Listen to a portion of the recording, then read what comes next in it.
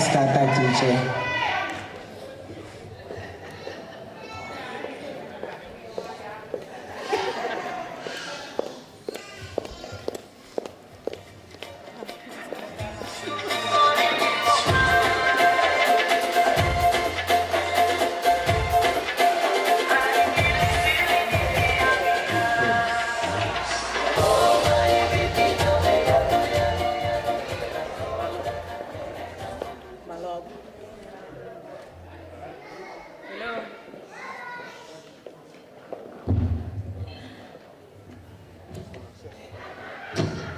Moimoi ko ia te riki he Fe'ofa'aki a Tiulipe, Fe'ofa'aki Sibling whine te aupa, pe fōki kono hoa, relia ta te aupa kata ke mo lava mai ki moani.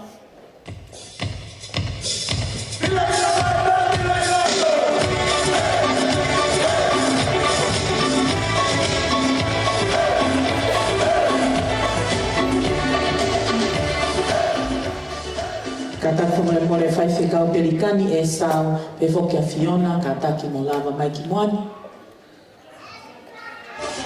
Koe o lewa ke mea mai ere. First Lady of Formans.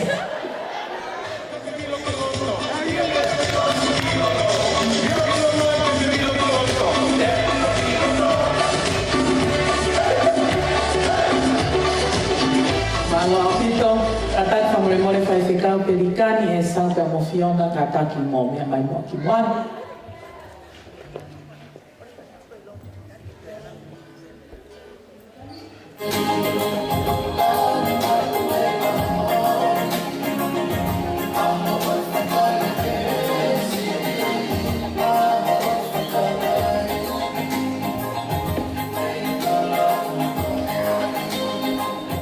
Fe'ofa'aki Peleketi pe fōki a Fiona, please.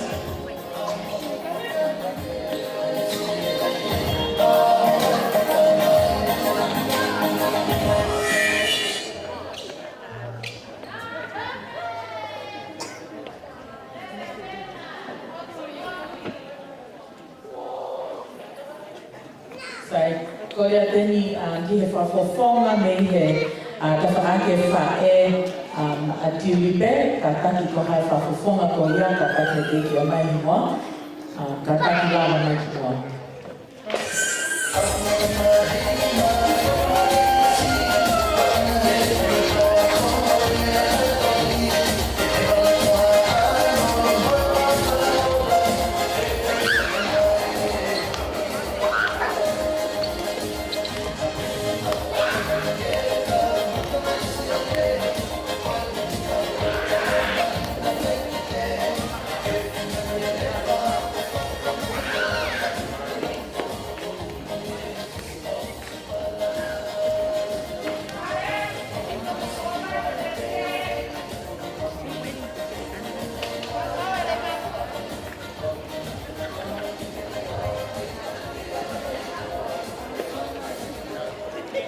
Okay.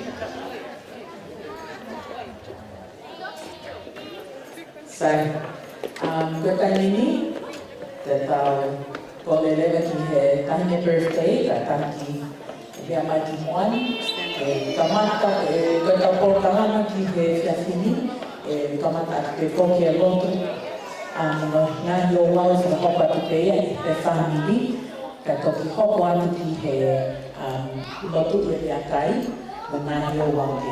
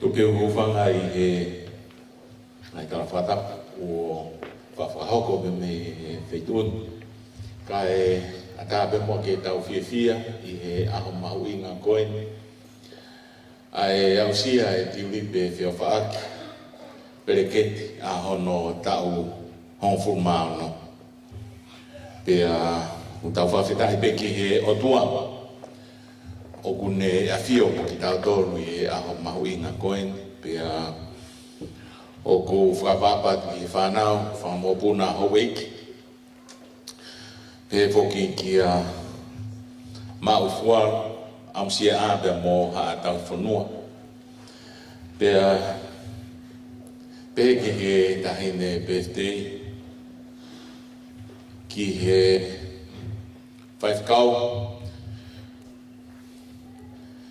Pekani sau seko uhira pia mo haa whakalunga tonga pia peki he family hono katoa pe pia mo ngahi tuunga katoa pe ku whakatapua tau fia foke tau kau whataha ko e family ko e ngahi maheni pia oku tau kau whataha i he maka maire o e ahkoen o e ausia e Tiulipe Fe'ofa'aki Peleketi ahono tau o mfuruma ono o e aho koe nia ko e aho lahi pia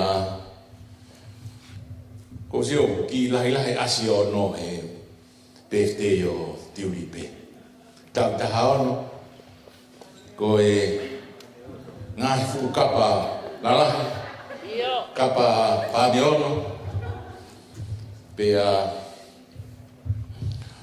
oku tau ilo ko tau kau whataha ko ni ko aho mahuinga pia ko to bea e ongo ves ko ni pia me he same pia ko toi mana tu hawe tahi ne me hala mangaon na ku I baba o pia usio he Whenga lahi ki o alu ki ai mai na e ua koen ko osi. Pea na whaita e hala koe ni ke toko atu ke te kumouton. Ko e hala pe ua na whatonga e kufurerei au pito ene ha. Ko e hala koe ki malai wakapuna, e putu e malai wakapuna e hala koe ia. Mo e hala ke whetu ko haarefo, furerei au pito. Ai ka koe hawe tahine pia me he wheitu ko ia pia mo e funga whato tō pia me hapai pia pia mau peke tau whailonga e pia honi to he sāme te au taha malu e si ua whā pe e sāme koe ni koe a honi koe ngā hia e si homa ke tau fia mo neke nekai tau kau whataha ki tau tori he fia koe o e a honi pia mahalo pete tau sio ku lere e tau hi ai tamai pia moe whae, pia moe whamiri. Ka whamanatu e he sāme ke te tau tōru. Koe ahoia koe ni, koe ngāhi e si homa. Ke tau kau whataha I e fia, pia moe neke neka I aho koe. I kai ngata pe e tau fia, moe tau neke neka kau tamai he sāme te au mātolu ke si uruaki moe ua. Whawhetai kia si homa, aho kulau marie moia kotoa pe ia te au. Whawhetai ki hono huafa ma oni. Whawhetai ki si hova aho kulau marie te aua na ngalo ene ngahi mea ofa kotoa pe. Aho inia o e fia mo e neke neka pe mo e whawhetai. Whawhetai ki si hova pe a be tanda tohi sa me moia kotoa pe o ia te au mo ki tau tō kotoa ki whare ni ke tau whakawhetai kia si hau. Pea oua pe ngā ngalo ia te tau tōru, ai ngahi mea ofa kotoa pe o me si hau. Ai ngahi mea ofa ke he ki he oho whanonga o tau whai he mama koe. Ai mea ofa o e mo ui, ai au tau kau whata, ke whailonga I he ahon. Ai tau taha ono o Tiulipe Fe'ofa'aki Peleketi pia tupe mo ki tau whahalotu ko e uhipe ko e birthday o e tahini koe ni ahon te u whawhia ta whakikau pe ui wharen e tau kau whataha mua I hono hiki hake kaunanga bea mo no aho birthday I ahon ke mo mea mai ki mai.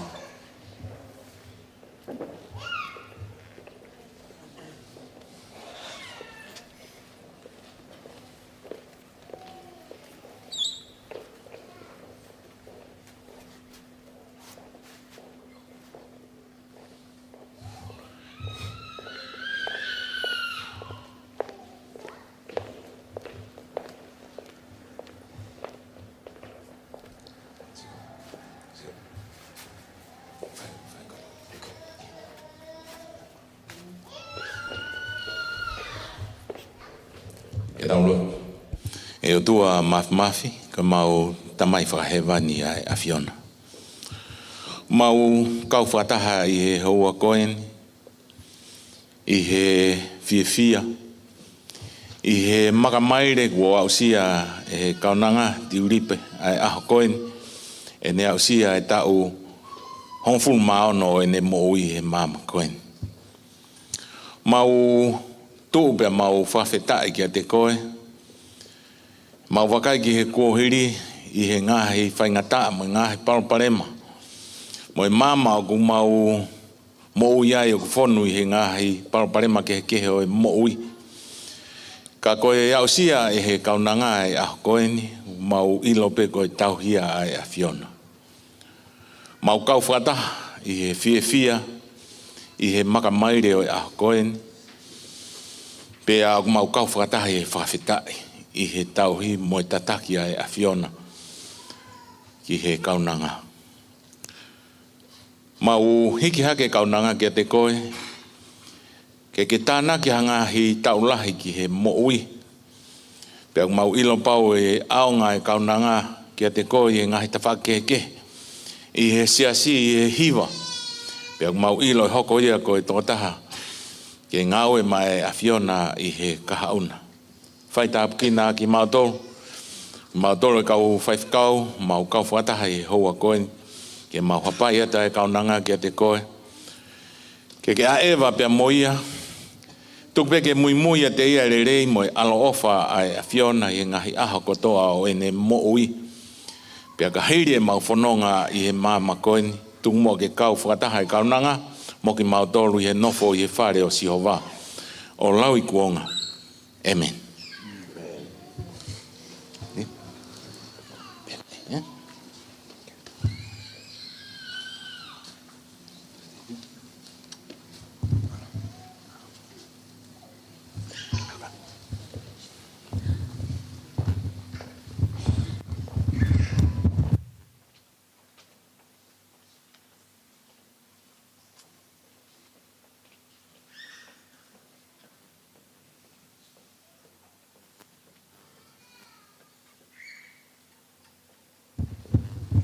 I he taimi ni, tau hoko atu lewa ki he wawe, ki he keke.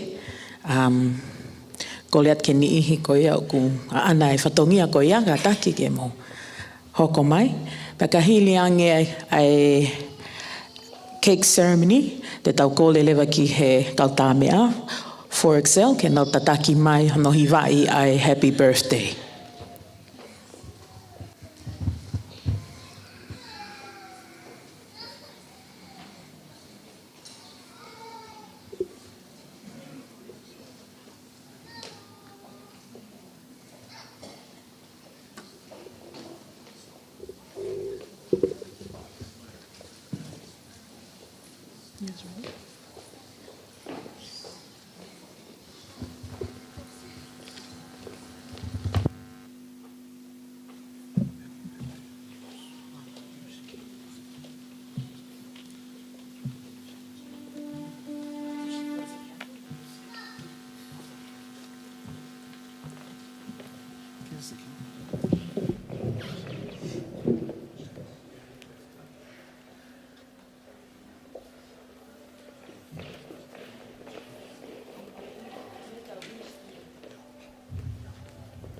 Make a wish. Make a wish. Tiulipe, everyone is saying. Amen. Pas mai kiai. Hip hip. Hip hip. I'm going to find something. Invite my happy birthday.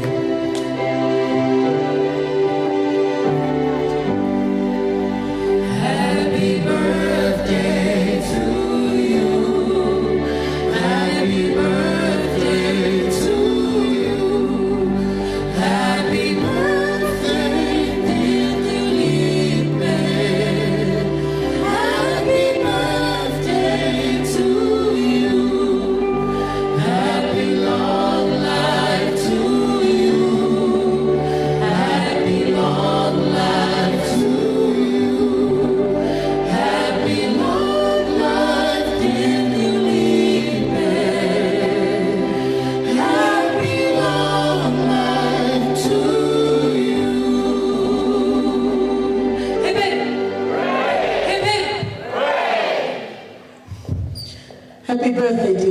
Praise the Lord. Ko e taimini, ko le ke whamiri, mo ka take wahoko ngā he whaita. Asking the family please to join Tiulipe for some photos while there is some special music. Pe hoko taipeki he whatongia whawhae a Tiulipe. Pe tok hoko at lewa ke tau Paul Kalama.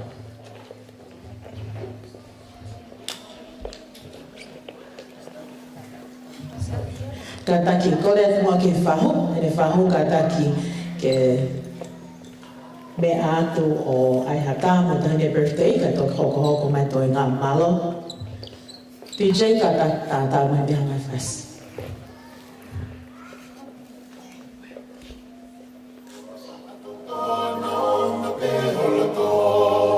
Teulipe a hokusino, koe kumi homo.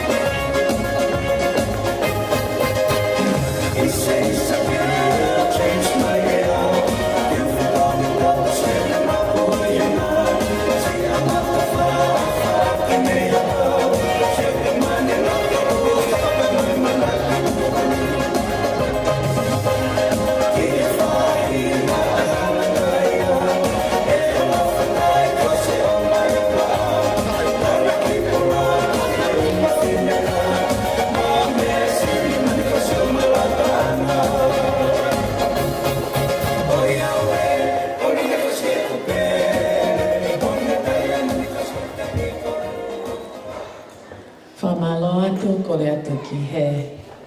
Ia, koe pē ki tāta. Ka hiriange ai tā koe ni, kore atu ke tahine birthday, ka tā ki o mea hifilala.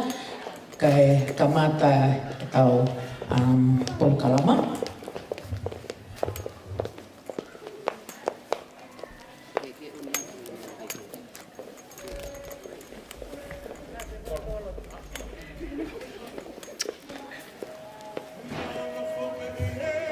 Kola mo tavuki koe tā pene kau lei mātua, rei kaua kau lei ni whanua mole.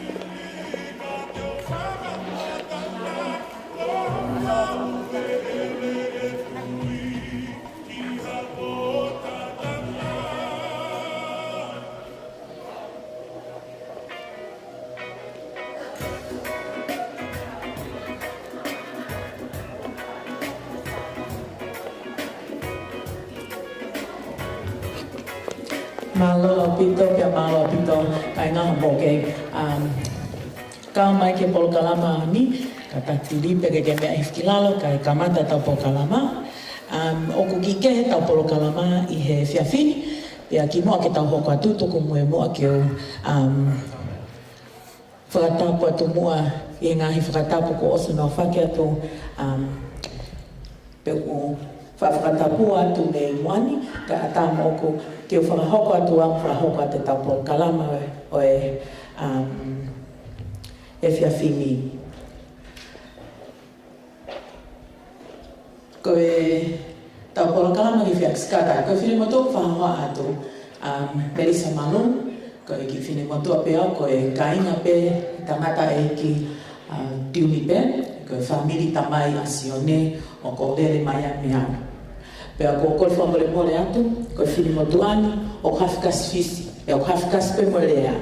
Ko e aha rea o ko i kai mahino atu, to kau pe koe ki hen kau hanga whawhisi i atu ke mahino.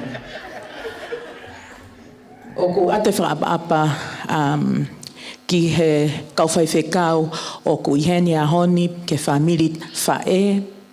Ai a ko lawe i ko nau lava mai me New Zealand, pe whoki Amerika mo tu apuleanga, pe whoki e whamiri tamai. Unfortunately, i kai lava mai ai o mātua sione, ai ko semis mo Tiulipe ka kou ilok nau kau mai i he laivi, pea ko ate o whalahi atu ki ate ki moa.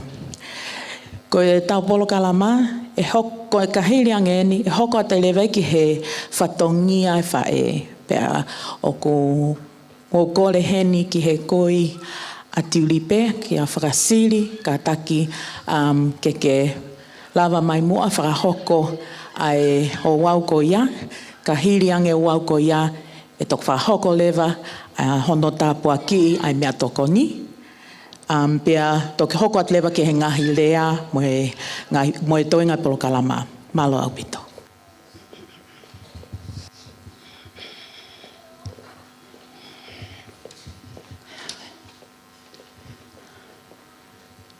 Tau kau ke whakamalo ia, ai tamai, alo, lau marie. Kau ai kakai o langina, kau mo mamani Tiulipe. Ko whakatulau he ni ke takawhalu o ke bilingi hai mo unga. Kai umaa ai hau kafa oe siasi mo whonua. Kai ata mua ke ki whine motua. Tua ko en, ta iloa ko en ke whaiate ki whatongia ko en. Na e whekau e whanau ke o mau whai whatongia ko nau whatongia. Ku tamai nau tolu ke hau pe o whai whatongia. Ta ko whiawhia e hoa ko en. He whainga maaria ku Fe'ofa'aki mai ka te au. Uhinga ko i kui au a Tiulipe. Ai a o ku lahi pe a po fai wa pae a lau hingoa pe a sisi ia. Pe a ko whaka apa lahi heni ki he kau fai whekau. A maha a lotu. Pe a ko apa heni ki he whahu. Whahu. Ko le atu ka koe. Whamole ka ke tuku maha ki iminiti ma aku. Ke whai ki whatongi atu a ko e ni. Ko guingoa ko tupo ka simea.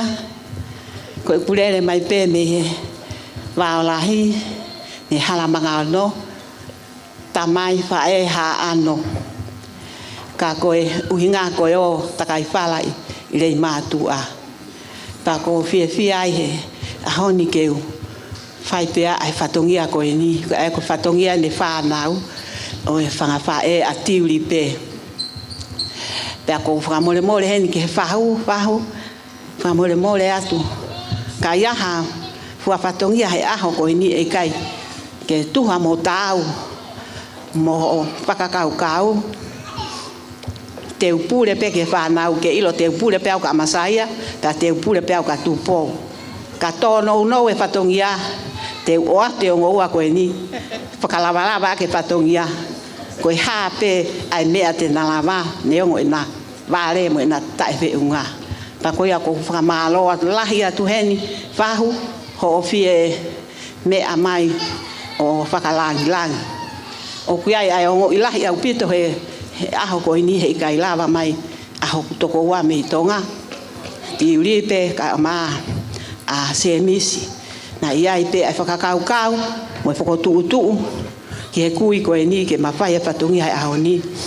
Ka ukai ke si ilawa mai. Ko ia whahu whamole. Ko e anga ia e whakotuu. Pea koe whatungi hai aho ni. Koe tumuaki koe ai keke a Tiulipe Fe'ofa'aki Peleketi. O kuhiki aki ia. Mo ua mai a oku e whoke rea ho mau whonua. Koe pehatu ke o mai tu pena tosi o mai. Pa koe pehatu koe ke nau ta utu nau toru ia. Mo ua mai. A koe tuake keke a Tiulipe o kuhiki aki ia e to aki ia e. Koe na pea ke o mau whai whatungia pa koku nau toi lue mai. Mami, o so i da Some 19 records.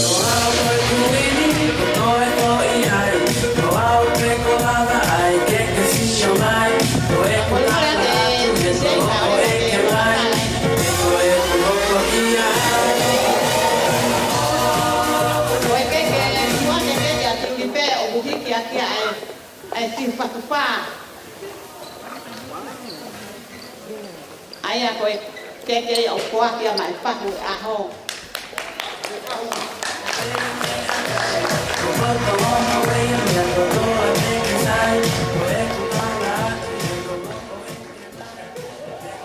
Ka kohono tau tuanga. Palatolu noa. O ku au pia kia whatu walu. Ku au pia kia mono me apalan. Ang kia mono kato hiti vai. Iai pe hono ngahi me apalan.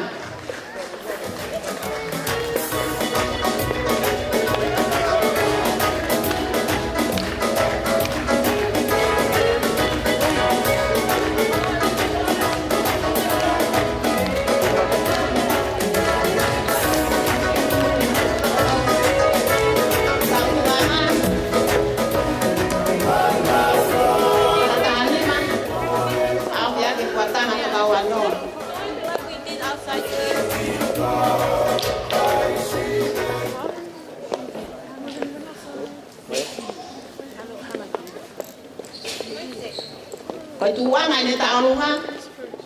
Pala tahani ma. Au dia ke puatana to kawano. Hangono upilo. Hangono tu pelutui.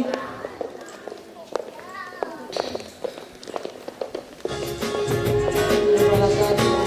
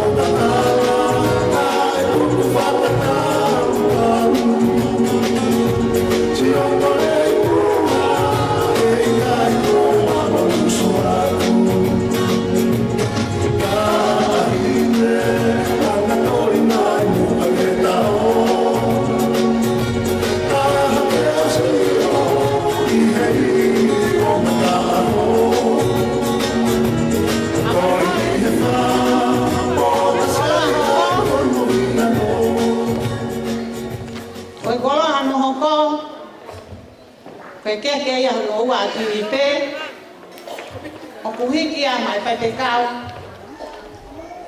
besiasi Peleketi ya Tiulipe ala mama ono heko awe kosiete hapu hapu no ate otari au ya ke tokawano ya ipe monokato ya ave kia monokante ya Paula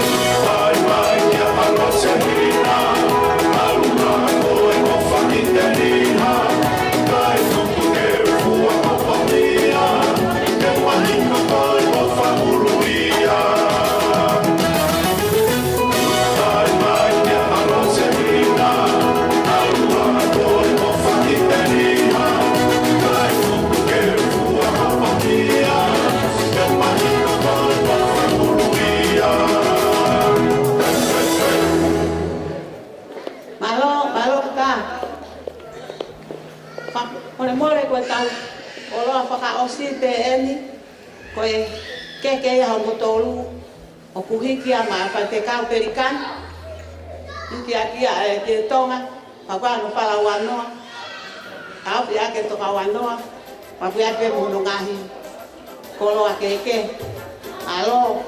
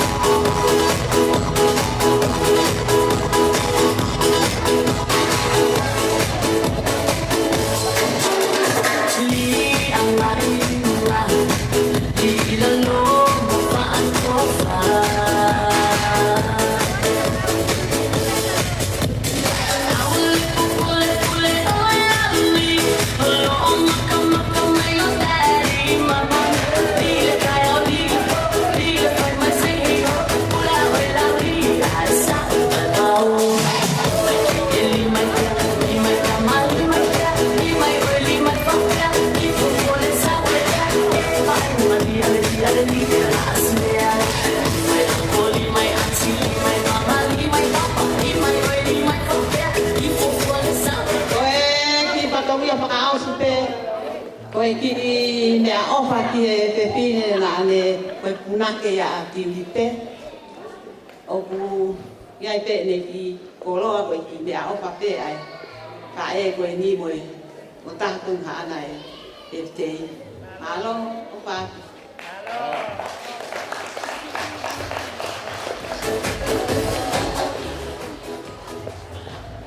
Whamalo atu he whapania koe ia. I he whainga mare koe ni ko le atu whamore mole whai whekau Peleketi e sa.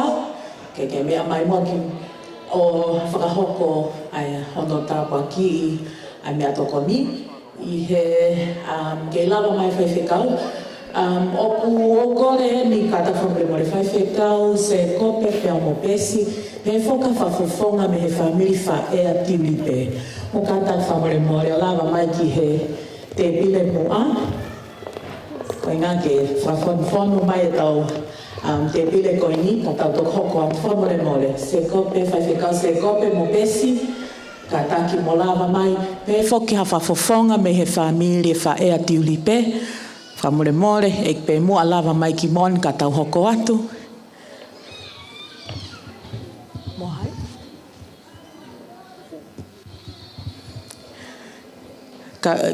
Ka taki tō whai whekau tō whunga mo nohoa, pe whoka whiona mo ka taki, mo lava mai ki mo ani, ka taki whamore mole. Whiona, kei tāri atu pē.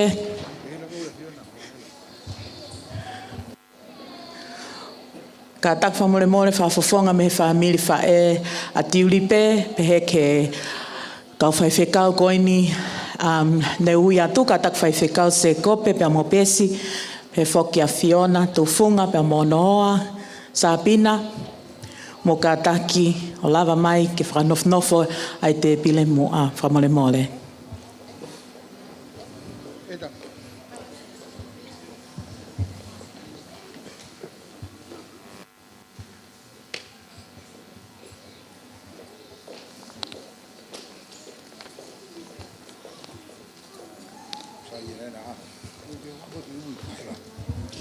Whai mo ngau e ke tō ka tau lotu kau whie kaia.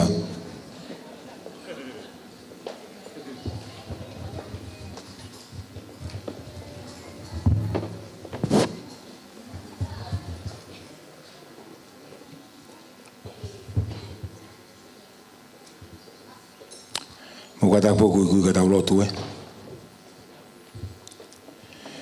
E tō a maf koe mau tamai alofa a Fiona.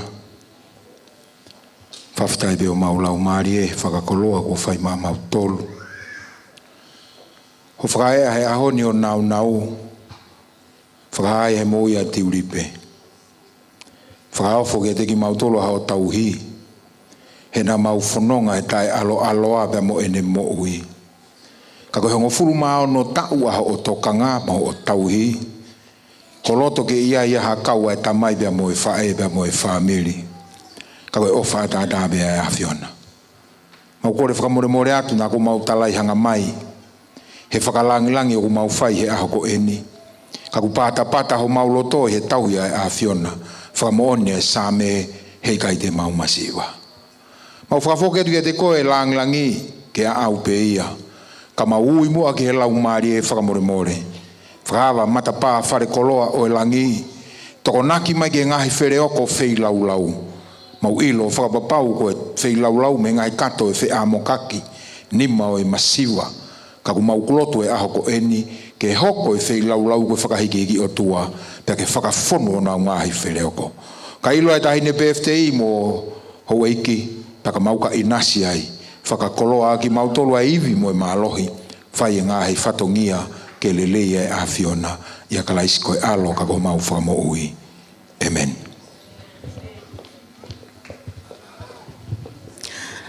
Malo pito fai whekau Pelekani e sau ka taki lava mai e pēki moani ki he te pile mua. Ladies and gentlemen, ko ata e tau te pile ka taki mo laini atu pēku pawhei.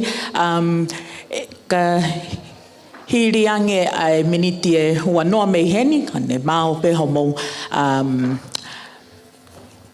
mao ho mo mea toko ni, kore atu ka taki teu mea inga ngahi lea, ko e lea me whahai whae, ko e lea me he whahai tamai a Tiulipe.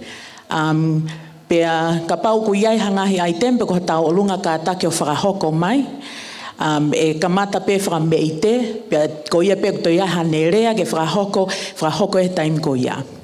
Kore atu eni ki he DJ, ke tāpai pe hangahi whasi, ko inga ka ko ata e te pile. Malo.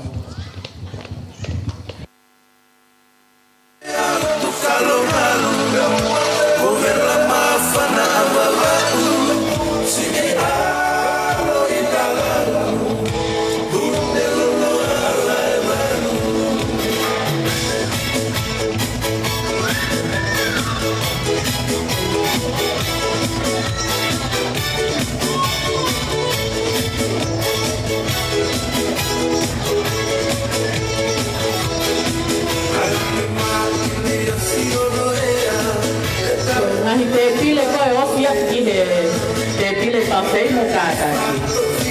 O mea haki peo. Ma watu mo mea tokona.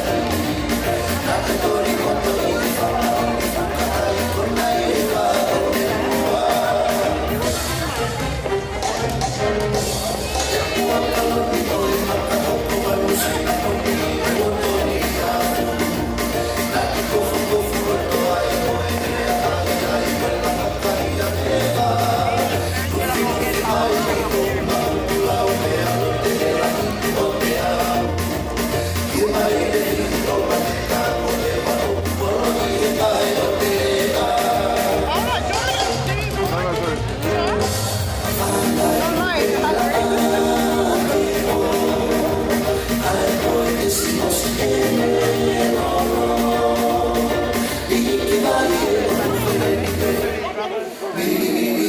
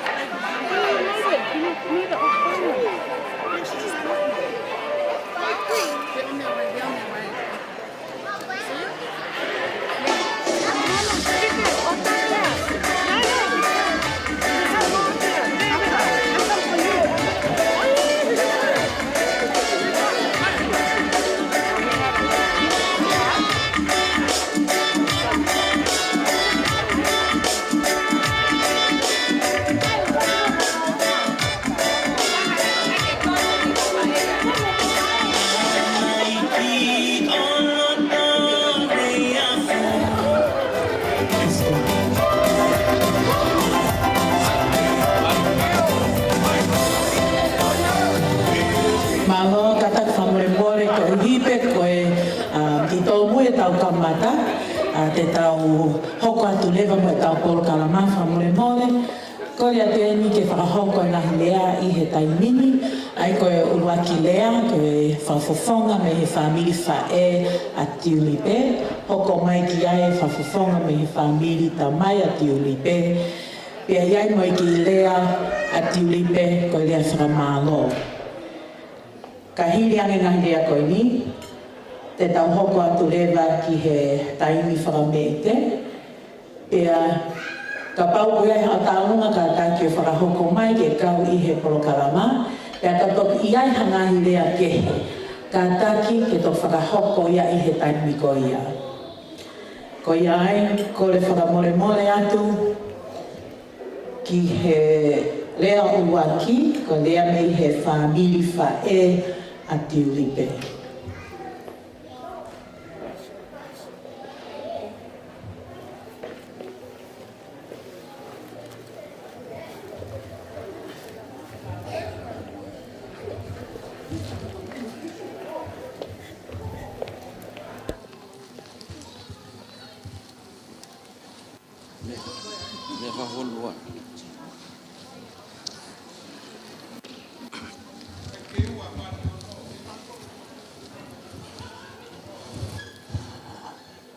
Whatulo atu.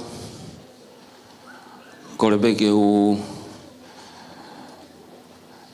whamalumalo atu i he tala whakatapu ko kamata ke tau katoa ngā.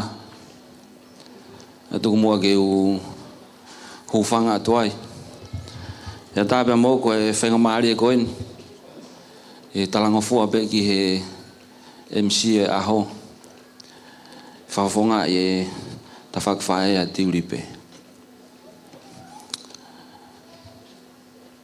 E mui ea ko tomua whawhetai he o tua. Ko e whenga maari e. A lawa ki e whakahoko he ahoni. Ai misi na e whakamohe pia mei ulu. Pea nge ko e mea ko mea ke e whewhikau.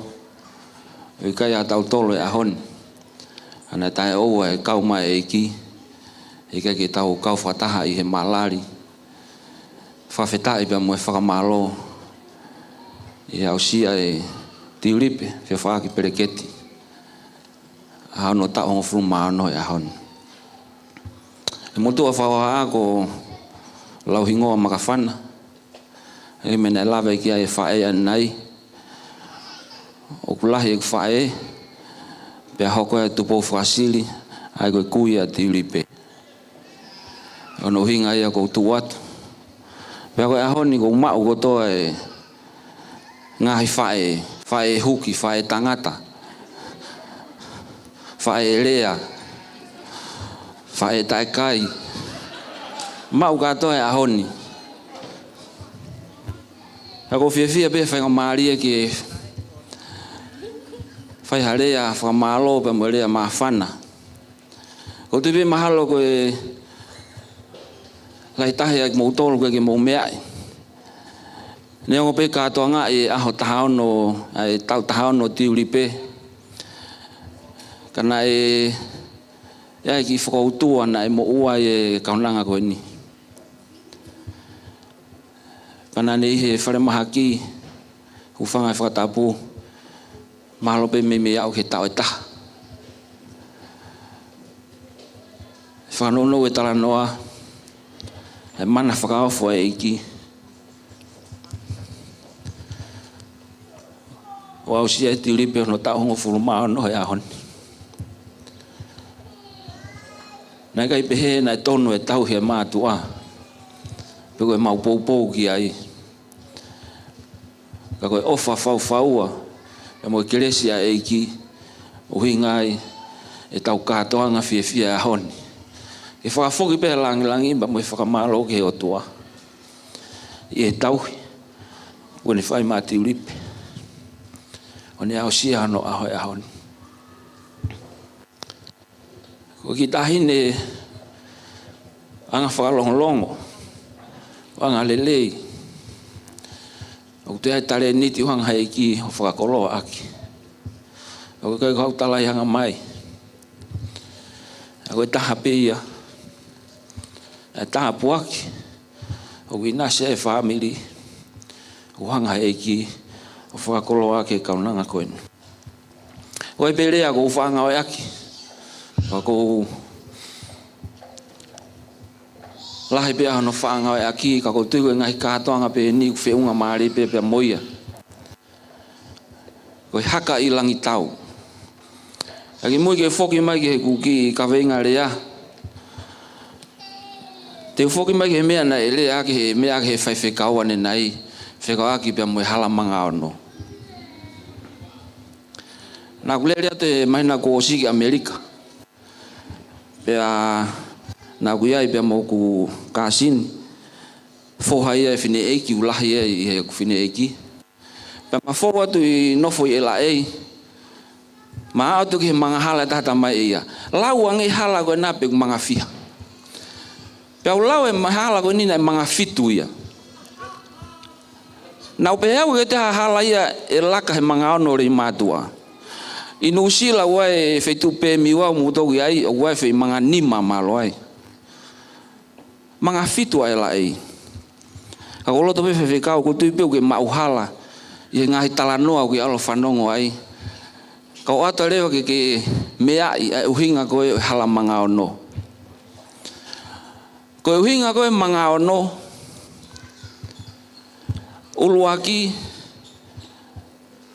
O alo e manga e taha ki ne iafu. Pako uhinga ngahi hala koe ni o kuikai koe alu me rei mātua ka koe hau me ngahi whetu e ono koe ni. Me ne iafu o ku hau pia me ai ai poto mo I lohe kuoi whanau o wako. I ngahi ako angai ni iafu. Uluaki ia. Ko hono ua malai wakapuna lupe pau u. O ku hau pia me ai civilise pia mo e whalalaka me ngahi otu muri. Hau e me manga hono ua. Koe manga hono tolu, o ku hau ia pa me ngātai. Mawanga mo ui e whanua, mau pa me tahi. Manga hono wha, hau ia pa me tōkanga. O ku tako pehe, ko hingoa o le mātua, ko whireoko wawa. He koe ke taha whanua e kawalahi, I mamani ka kore I mātua pe. Pitani alahi pe taha, pia more I mātua alahi. Pa koe manga hano ni ma, hamene alawa ke whewhekau, koe apo pula ko o wawau, ko hārefo. Koe taimi ko ua a kakai o ngai popula, pa koe nau osi koe mi apo pula, o nau o mai kire mātua ke a ko ina tolu ai, ke o te nau te o ki hārefo. Pako no ako I nau tolu ako ia he manga ono koe whika ono ia koe hala ki whare lotu tūtonu pe he manga ono. Kako uloto pe ai ke fitu ki tatau pe mo ela ei. Koe hala no fitu, koe hala ki he vani. Neongo ngahi manga e ono koe hala whakaosi manga no fitu, malo e whakapare. Manga no fitu, koe hala ki he vani. Pa koe whakaamu ia e whamili, mo maheni, mo kāinga. Koe hala ia ki tau nofo kotoa whakaukau ki ai. Tala no toha whakahawa hei wataha, mo vesi wataha. Koe hala koe kolok te teho tua, koe hala koe koulata. O tui mahalo ka pae lava ha kau tonga ki he vani, mahaka tai ose koulaha no paki ki ai kau nau nifo. Kau tala mai koe hala koe koulata. Ngahi maka mahu inga o teu ia ki hala ko ia. Koe hala ko rei mātua na tok tanu peno maka kana kere e ua. Pia varita e ua. Pia musi e tolu. Ka koe hala ki he vani. Koe hala ia ko whakaamu ki tau kātoa ki ai. Kau whoki mai kurea ki he haka I langi tau. Koe taha e natula taha rei mātua. Koe whanua whaiva. Kana o ka whae mea koe laka. Oua. Talagi la paha. Toho pau pe ia. Koe taimi ko whae ai whaiva. O koe ai kau langi tua.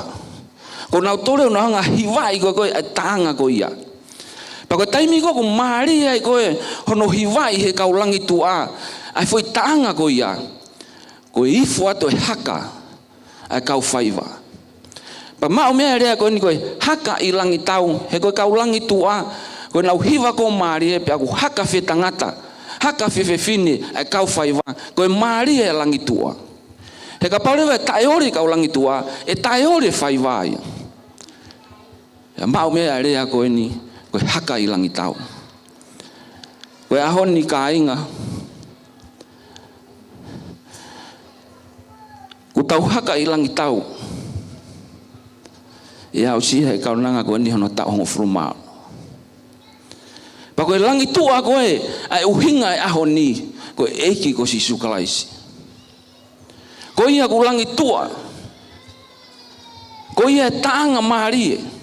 Ko ia e punake marie na ne hanga fau pe fotutua e taanga e ahoni ke au sia e Tiulipe ano tau ngo fulmano pa ko no hinga e tau haka i langi tau e ahoni ko e eiki ko si sukalaisi o kui kai ko tamai mo fae tulo watu kui kai ko fefekau o kui kai ko au mo family o kui kai ko siasi mo maheni ko si sukalaisi ko hinga e tau haka i langi tau i haoni.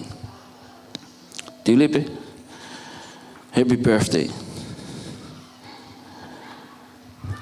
Ko taimi ko tau tahao no is always saying happy sweet 16. I pray that the good Lord will continue to bless you. Give you good health, strength, wisdom,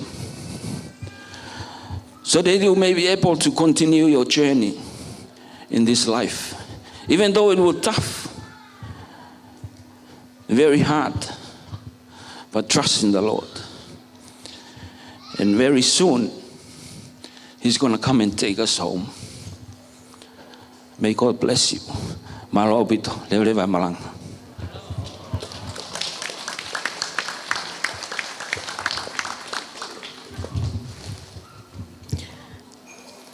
Malo pito to ho kapapulo make lava malo pito fai hoki framole mole ko le aten kelea me he Fe'ofa'aki tamai a Tiulipe ata ko taimien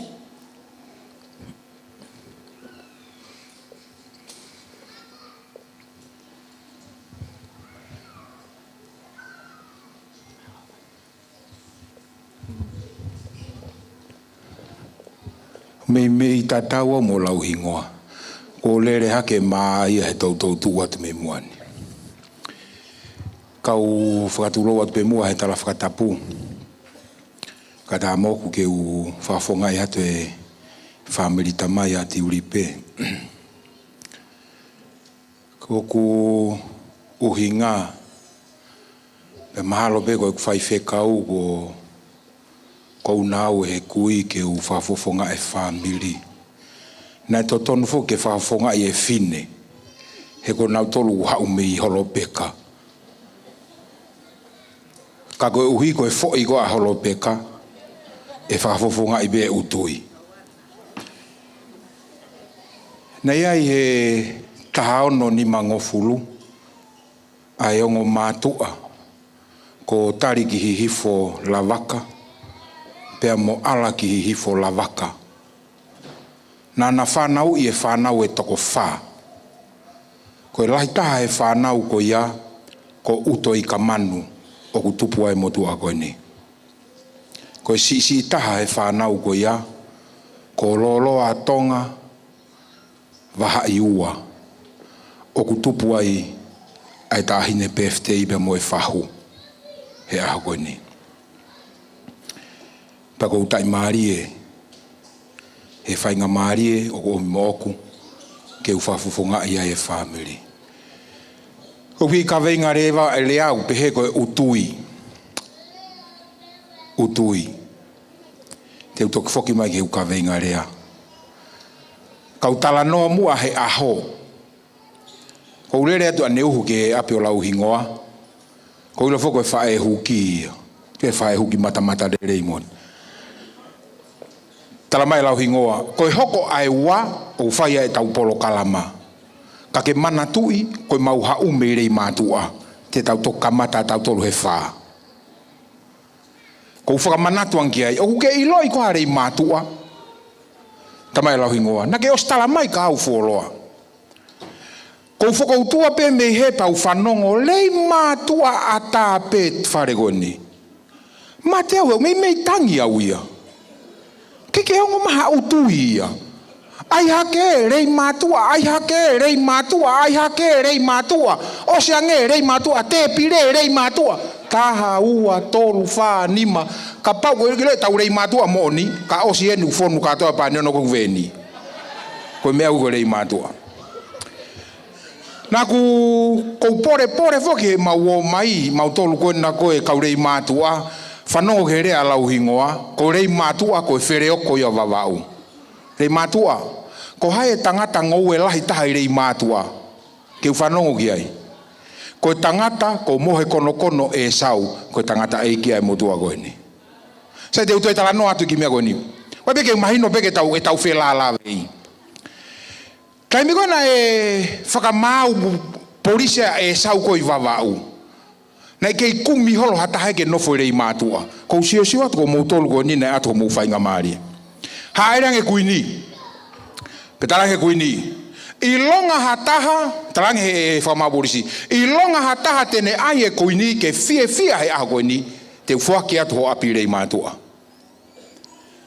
Koi ki motua muri. Nane whakafie ai aho. Ka te utalata mea nane whai. Kana e fie e kuini. Pea ne whaki ange a rei mātua. Kou whanongo ki he talanoa lau hingoa koe halau mga ono. Maari e lahi mone mga ono rei mātua. Kono whakatontonu beno beheni. Koe hau koe mei haarefo, o kai ke hau ia ke akoi. Koe hau ia ki rei mātua ke tāi. He kapau he kai ke tāi, he kai ke poto ia.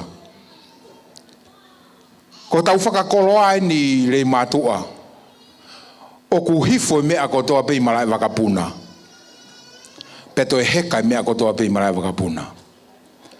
Whakaampe unau hifo o ikai ke nofo katoa pei rei mātua. Kai wahe at ke toonga wawau. Aho ku tau katoa ngai kono whaka ilongai. Ai tau hongo fulu maono o e kaunanga ko eni. Pako whakamoni ke talanoa lau hingoa. Lawe i he whamiri bea mo e siasi ai tau lotua a Tiulipe ko higo no whakautua. Ko e mana ina e otua. Ko Tiulipe whaifkau malo e lotu. Ko e mana ia e otua. Ko e hako Tiulipe o ku toa e utui. He ukai te aha koloi ai mamani e iloa. He tō anga ofa ka utui. O kulahi e ngahe uhinga ia e utui. Talanoa ke mala e lotu. Koe utui tokua koe ngahi tui e kau taula eiki na tātānaki o tuulu tui. Pea maka tuunga e tō ai ofa. Tahaia. O kutoi behepe koe utui koe ngahi lotu. Utui. Utui kehe o ku tānaki mai o whakotuu iai utui. Uaia. Ko eke he kui a Tiulipe ko ne o sipekia. Ko hae uhinga le rei taha e utui o ku ke mana tui. Talamai he fine eiki. Ko foirea ko e utu i. Ko e utu i. Ko taimi ko e ku i wawawai a ene a fifio. Moni be hifo e wakapuna i ne yafu. Kau ke ilo e ko e vela ko wawau. O ke pe vela wawau hato e fonua i tonga. Ko e ne whaka moko o ku whaia he utuo utui. Pe ko e lave mai ko e haviri ko i kia naua o ku hangia ki tā piripiri haki i uhila. O ku na maua e nonga maua mo fie mari. Ko mo uia Tiulipe ke ko ki utui moni. He ko na api ko fine motu alongo a ene fae. Longo alai whakamana wahe. Ka koe tō onga a Tiulipe, koe ki I utui ia. Ko maari e ia Tiulipe he uhinga o hingoa. Uhinga e ua hingoa Tiulipe. Uluaki, koe kakala o kumanongi. Tiulipe ia. Ko hono ua, whakatohi tapu. Ko hono uhinga, koe toe whanau I fo'ou. O ku whenā pasi pe aho ia. Pea mhono ki I ulunganga. He koe ki I kakala o kumanongi. Nā mau whakakaukau ko pure a Sihova gene mo ui. Ka koe hongo fulu mao no tau eni e mau wakai ki he utui o e lau maari e o whanau I fo'ou. Pea ko tau katoa ngai e ahoni ahono hongo fulu mao no.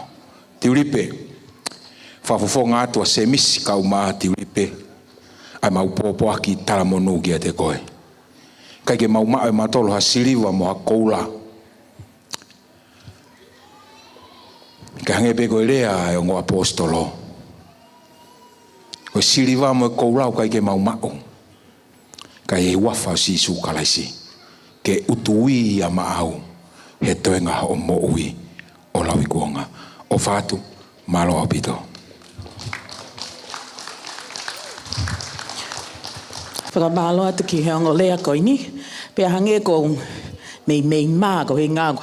Wawao moe. Kai hata whaaki haapa ia a Tiulipe. Ka whakamatala I antu. Whai kauna ne tāpua ki Holopeka. MC Holopeka. Koe lead singer Holopeka. Koe toko taha live koe ne ahoni Holopeka. Koe whauhiva. Koe punake. Pea moe toko taha nane ngahi e keke. Haapai. Holopeka moia. Ko ia ai vavau, rei mātu a mo utui. He la ia mo tolo matala mai A, B, C, D, E, F, G. Hapai tu pewhai e ngā we, pia lāwari. Ko ia hapai masani ia. I he taimini, wehto e ngaloange, whahu, Holopeka ia. Ko lea te taimini, Tiulipe, it's your turn now, Tiulipe. To come and say a few words of thank you, say a few words to your family, to your friends and community who are here to celebrate your sweet 16th birthday today. As you can see, everybody is very happy, and I'm sure you understood a lot of the speeches that were said.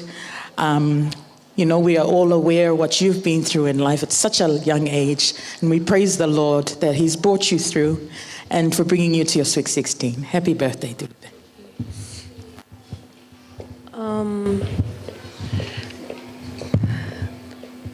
First, I'd like to thank God for blessing me with another year of life. I'd also like to thank Pastor Fine and thank my dad and my mom's side for everything. I'd also like to thank everyone who was able to make it here today. It means a lot to me that you all made it. And thank you to my friends that are here. I'd also like to thank my aunties and my nana for everything. And for everyone who helped with all of this. Last but not least, thank you to my parents for everything and making sacrifices for this day to happen, and for my siblings to be a part of it. Thank you all for everything. God bless you, Malo.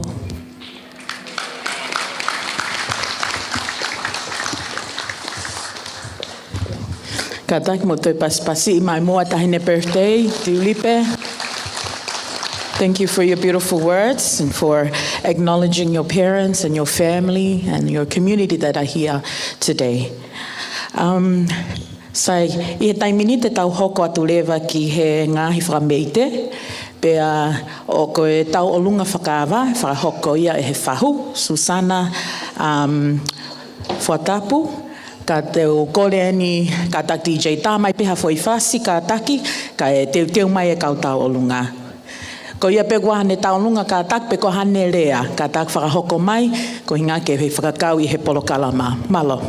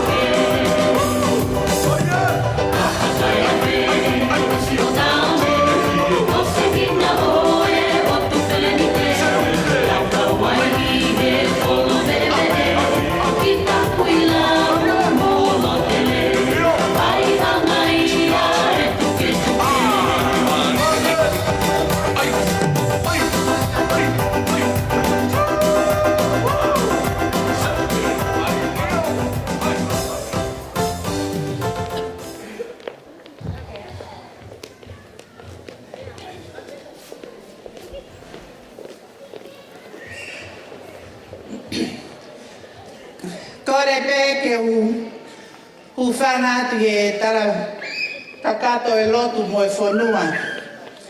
Kai ata mo e kifine motua ta iloani ke whakakata te whatongia koe ni. Koe hunga e ku whakoutua te moani ke whakakata te whatongia e. ki whine motua whahu. Ka ki mui a, o tau whawhetai ki o toa mawhi, hange koe ngahi lea kotoa ko ia ko tau whanongoa.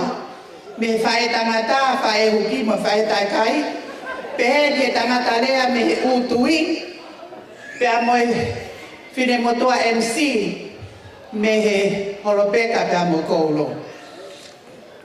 Ai mana whakaofo, ne whahoko e eiki, ki he mo uia ki kaunanga koe ko Tiulipe. Tiulipe,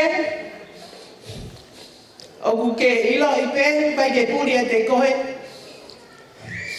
ko hoki me hitanga ko ki whine motua masi. Ka neo mo e masiva, mahalunga pea ofa.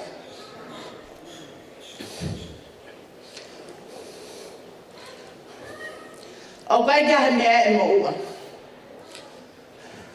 Ke whakaha te koe, pia pehe, kia tupou, e ta me whakawha e. Ai honga ia, ko mo whakahoko, me whakalanglangi ko mo whakahoko, ki he whahu e hako e ni. Whaamange pehe, Tiulipe, na e lava, ke iheni ho mo kui se mismo Tiulipe la. Ka whakawholau ngai peho na ofa. Pea kau ilo na mea mai pehe ope. Ke whakahau kato na ofa ka te koe. Mo e tara monu. Ke aha whakakoloa koe ko whakakoloa mo tāpua ki a koe si homa. O ku whiewhia peho te hina, tama ai whahu ke hao whai hao whakawhiewhia i he aha koe ni. Pea kukai kia ha mea ia, masiva peho mami maa ke whakaha a haunga ia mo hiki ki tama ko mo whai aha koe ni tupou pea peka eta mo whakamili.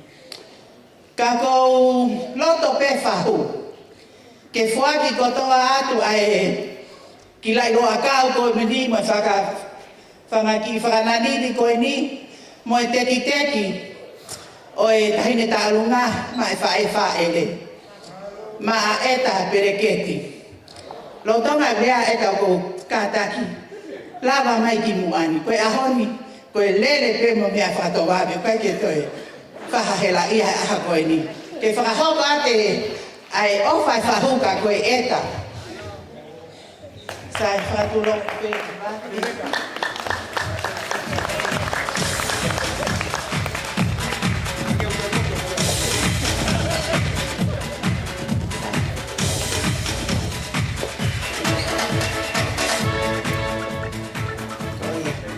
Mahalo, katato takai ate mutu fala koe ni kai hoko ate whakawhiewhia e aha koe ni. Koe ape ki whakahoha ko whai kai hoko ate tau tālunga mālo. We?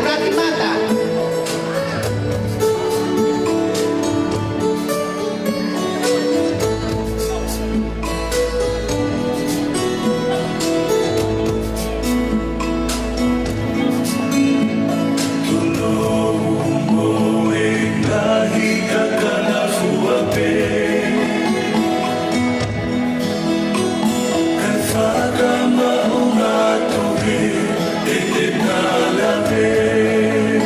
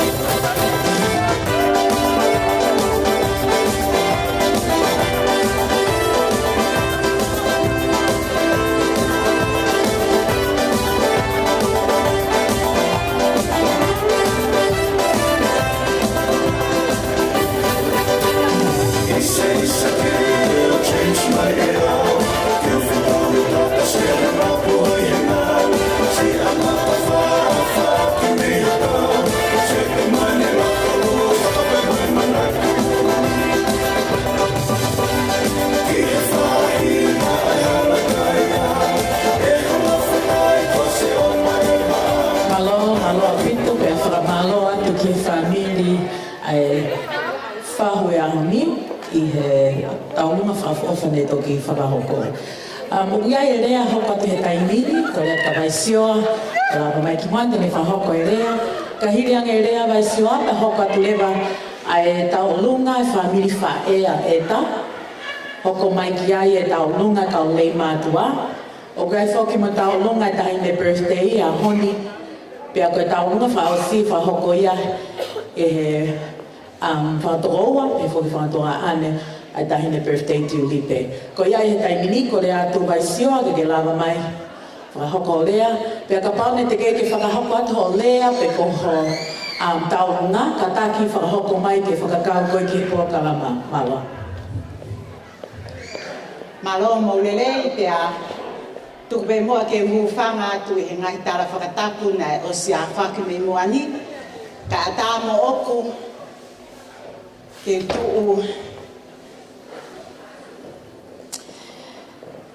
ka ki mau tolu kona na mau o kumou lawe I ka te toi whakahoko atu pe. Ko whakautua o kumau koni e Tiulipe ne māloloa e ki tahine he wāwhe tahaua.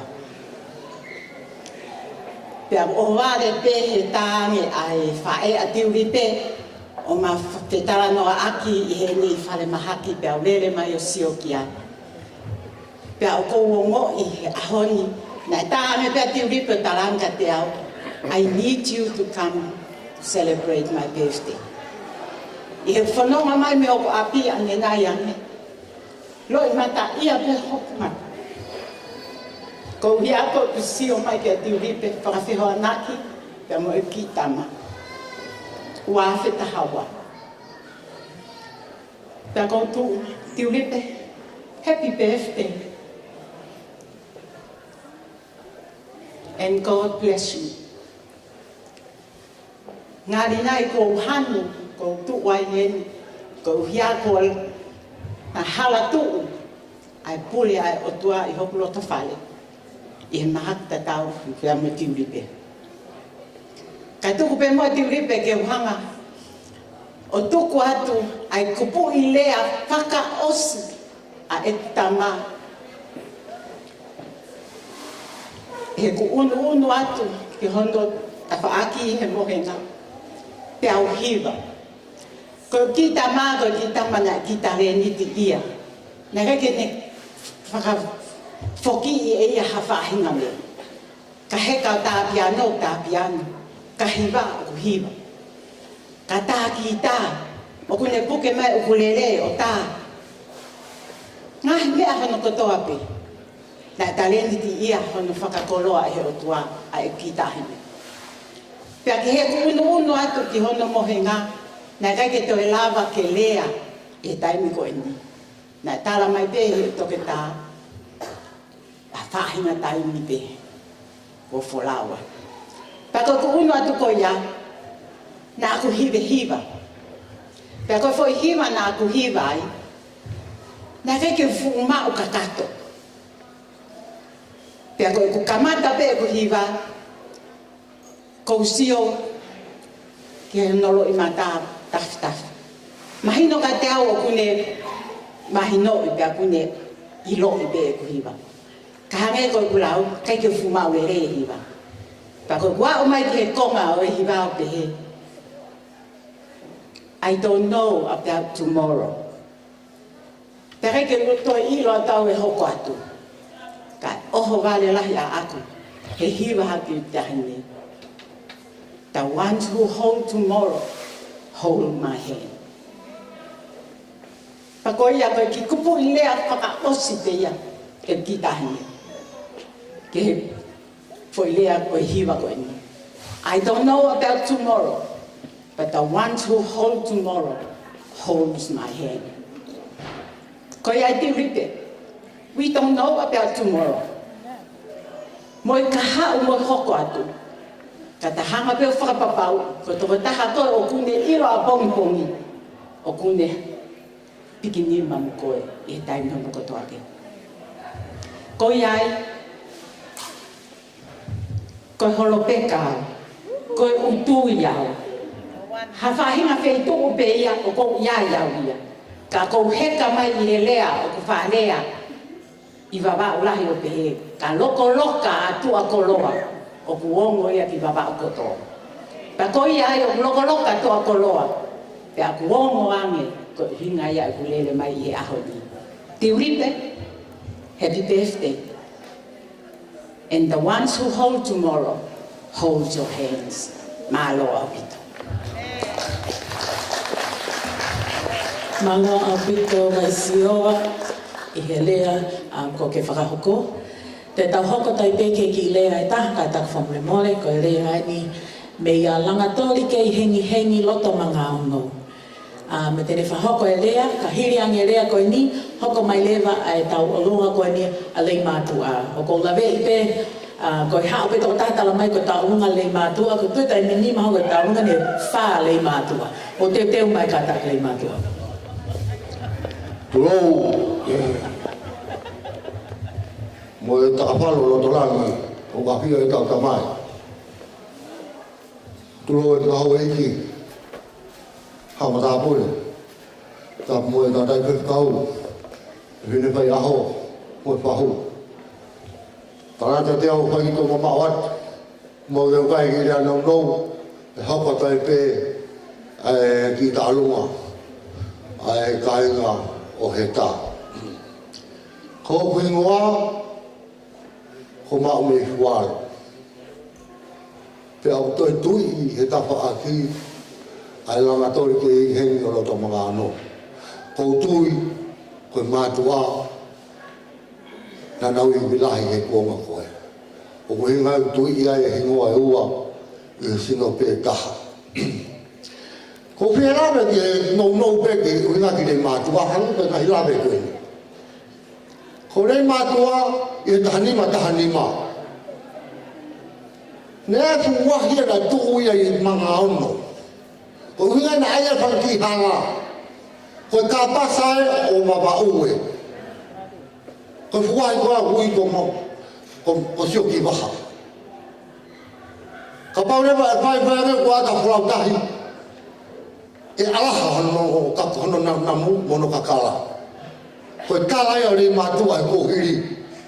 Na toki ka pasa pe ka mo whulau tahi. Ko fuahi na tuku ia I mga ono. Ko uhinga na aia he mātua ke mga ono ke iloa o au ke ahoi. Whaikau, na rea ki utui.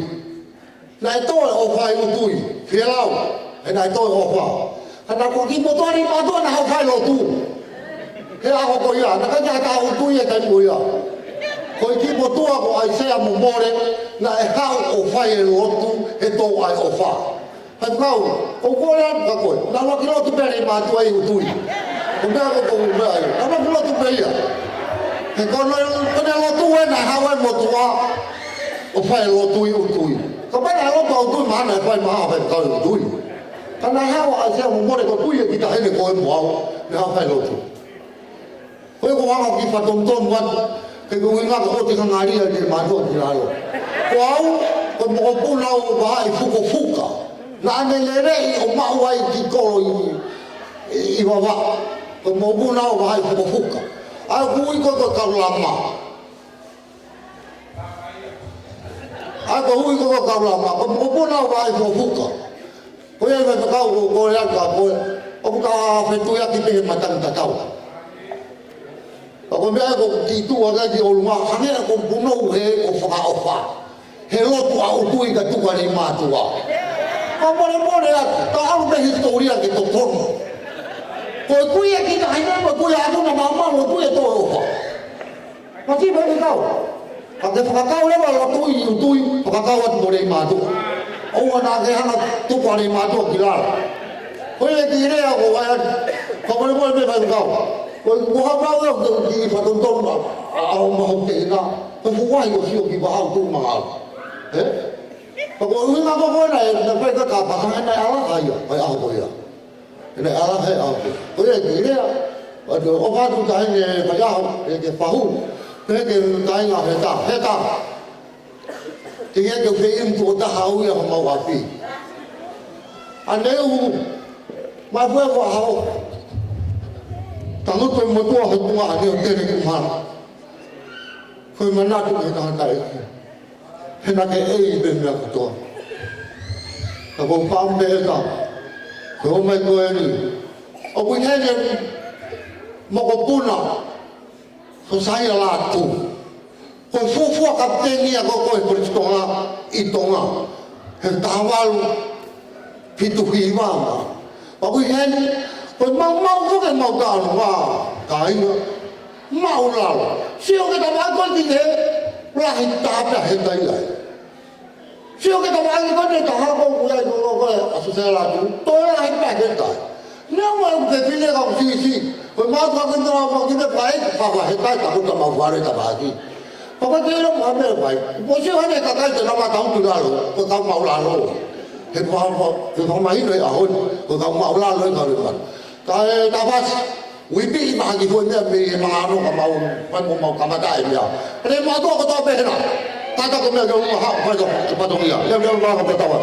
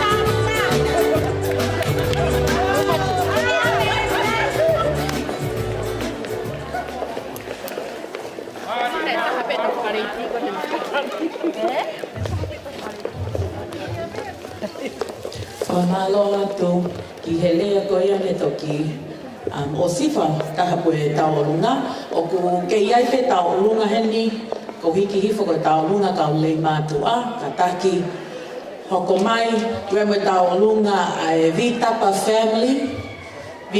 family ka taki o teu mai pehe foki ki he tau olunga ko whahoko mai tau olunga kau no sila. Ka taki ko family whaea eta, ka pau mo mao mai ka taki pa mo hoko. Pia teu mai ki ai ai we ka taki. Ko e tau olunga ni kau lei mātua. Ka hiri ange ni ka taki family whaea eta, ka taki hoko mai.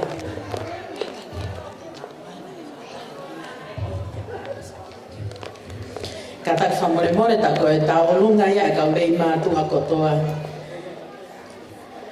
Ane te kosi. Hoko mai ki ai ka tak family whaea eta, taulunga family whaea eta, vita pa family, kau no sila. Pea e toki hoko mai lewa taulunga e tahine birthday, he foki ki he whaatoroa, e te whaatua ane a Tiulipe. Ka pau pea halea, pa wa taulunga te keke ui atu ka tak whakahoko mai. Ka tak ke hoko mai taulunga hoko, DJ ka tak tau mai beha fasi. Ka lava mai tau una hoko.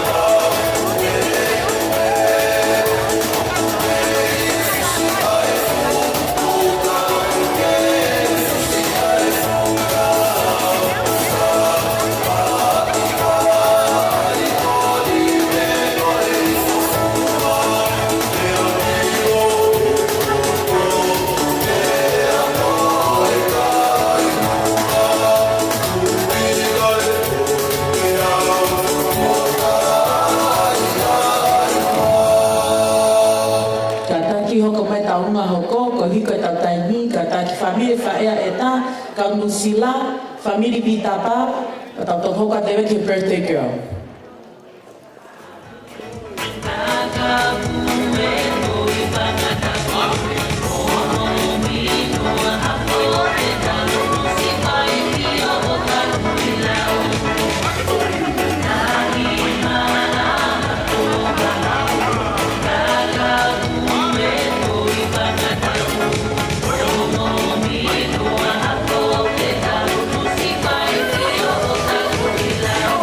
Bye.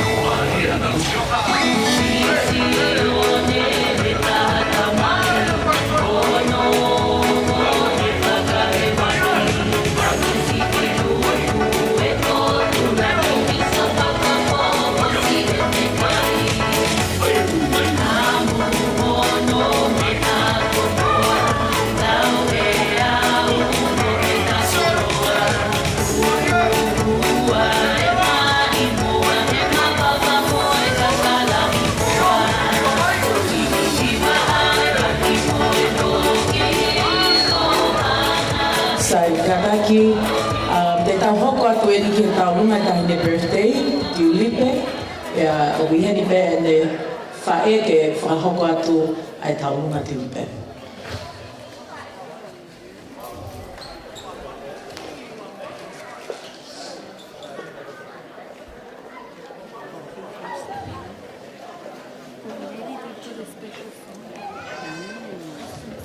Ko le peke ufanga i nai whatapu ko whatapu atu me muana. Kai ata mua moe ki whine motu atu ane. Anga o whahoko atu haki i tala noa whika waki moe. Tahine peste i o aha koe ni. Koe whakatetai anga e Moimoi, na waki tau sia e aha koe ni. Koe mai koe tau hi moe o whai o toa whai ka Tiulipe Peleketi. Te whai pia ki mana tu me ni e ka Tiulipe, pia toki hauka te whahauka tānoa. I he e mau kei i Nusila, na e mahalo pe koe tau. E tupu hake koe Tiulipe, na e awa Tiulipe mahako ne tau ni maono fitu laine koea. Na e whione o mātu ahono, whawhenga i ke kai a Tiulipe. Pea, na kuno whaunga i Nusila ia e whetu e si te mama o ia me whetu na ia a Tiulipe. Pea, ko maawa tu peko nau api, whiwhenga i wa Tiulipe ke kai. Hanga lewa o kuhoa o kuia o tanga Tiulipe. O tanke ne o mātua. Tene lawa e ia o whenga Tiulipe ke kai. Ene hanga lewa o kuhoa o tanga Tiulipe. Ko Tiulipe ko prinsesi. Nei sa ia Tiulipe ia ai. Sa ia Tiulipe ia ko prinsesi ia. Da e ha na maalo komi mai e ki i mea ufi mohenga Tiulipe prinsesi. Komi e te unga Tiulipe prinsesi. Na fia laha Tiulipe ia. Pako taimpe kong whai mau kai lewa Tiulipe ia. Na hanga o kuhoa o talanga Tiulipe. Tata ala prinsesi, tata ala Tiulipe ai hono ni ma koe tata ala prinsesi. Fia laha Tiulipe he uia koe prinsesi. Na e a o whekau ke lua e whaka prinsesi. Ka koe aho ni, whawhetai e ke o tua. Tiulipe Peleketi, na ke ewa i e te lea, sa maluaki ai mate. E tūta whaaki pe, a si hova mo ene toko mo ene whaakau. Ke ne hanga whawhie maali e iko. Whawhetai e aho koe ni. Ko ke au ki o tau, ko ko fulu mao no. Ako mau ki lele taha mo mau ki whakalau no whai mā koe. Ko mea peke ke whia. Ko mea peke mau whamalo i ai ke o tua. Koe mai koe tataki ko ke whai. O ke au sia i o tau o fulu mao no. Koe ki i lai taka pāu i mua koe ni. O whaki ko toa pe ia. Ma e tahine whakalangi o ah koe ni. Susana Fuata. Pea koe whai whasi wa karaki ki hanga Tiulipe o taonunga i he aha koe ni. Koe whao pe. Ke mo ui ai kaunanga koe ni.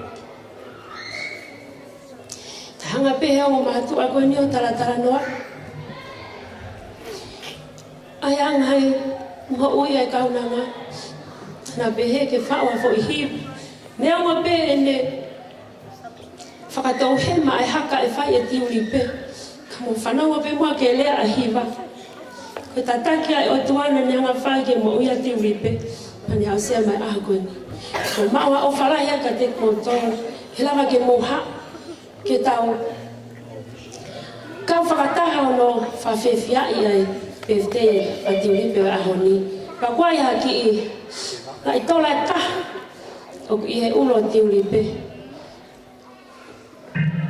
Kataki pe mua Susana Fuataku.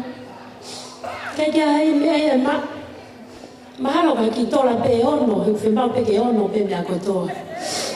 Kaya ala ke pe mua. O paki I mai a me, ulo Tiulipe, ke kumi ake hao, ho ki whaka mamalo I o whokia ki me kuane, malo, tua o Fe'ofa'aki atu.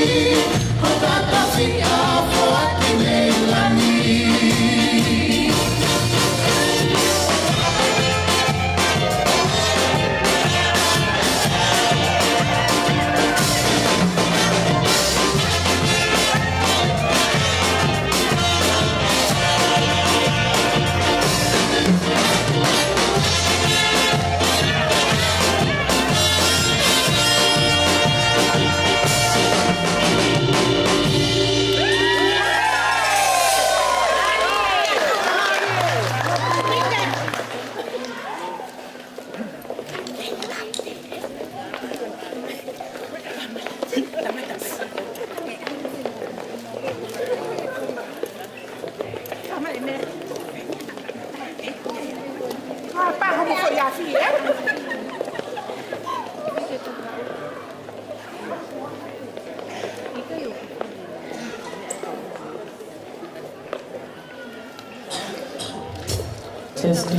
Pamalo atu ki he taulunga ko ia malo o pito Tiulipe taulunga Fe'ofa'aki.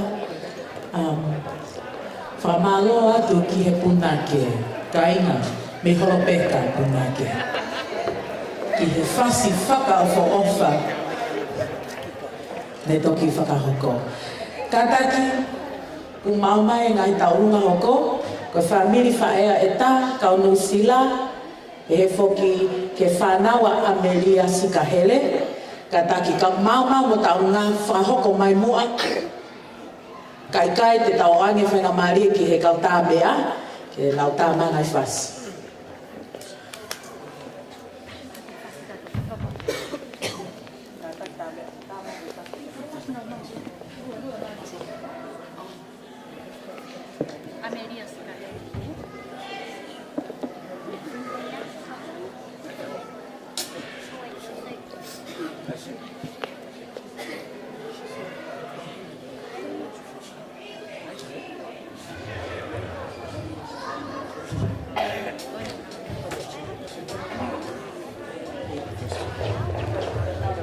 Kataki mai tarunga Amelia Skyler kau fononga mo katak mai pagi fatongia kataki kole peke u fakatulo watu pe moe ngahi tarafantap ko tope ko wosono au fakiat mi ani pe kongkole ke Moimoi a fai ngamarie ke ahokate ki fatongia tu ako ini. Koe whame ite oi hoa koe ni pe ako mau kore whamoimore atu. Koe ngā koe ki whatongi ako ini. Koe tāronga o amana ke whahoko. Koe tāronga ia ai kui ai tahine whai aho aho koe ni Amelia Sikahere. O iti riam Sikahere o kuna i Meripoane. Pea kui heri a asera Sikahere, a mone, ki he whinematu a koe no kui mua he ni ko ofa na tawao, pea mo siuri mo whina mo Thomas. Maulawa mai he hoa koe ni ke whaipeha ki whatongia, ke whaipeha ki Fe'ofa'aki ki he kaunanga o ko anai aho koe ni, mo whamore pe eta, ke whaele. Kei kia me ai ama, tahine whaasiri, mo ilo pe koe masima. Ka me ama o ko si whapaya te o mātua, ko ia koe loto. Ki mātore nuk mau rawa mai e kia koe ni, ke whai ai Fe'ofa'aki, ko ngā koe o whai o tua ko whai ki ti kaunanga koe ni, kune mau ai ai hono pe te tau tahono. Koe e teke mau ki tārunga, tora pieta, koe masiva. Ke watu pe mua, tahine eta, langat a kia whatongia, o toi.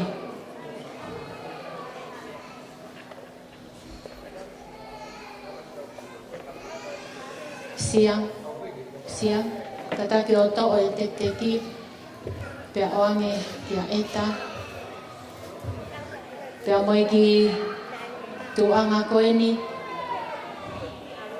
o atu pēna aunga ki ngai whatongi au toi mai eta. Lewa, ai whakahohaa.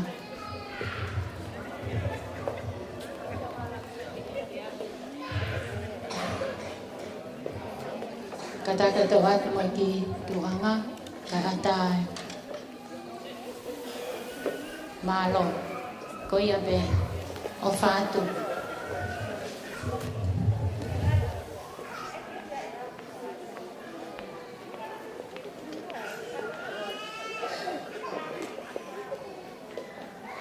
Alamanga o no he ko awe, ko si e te hapu hapu no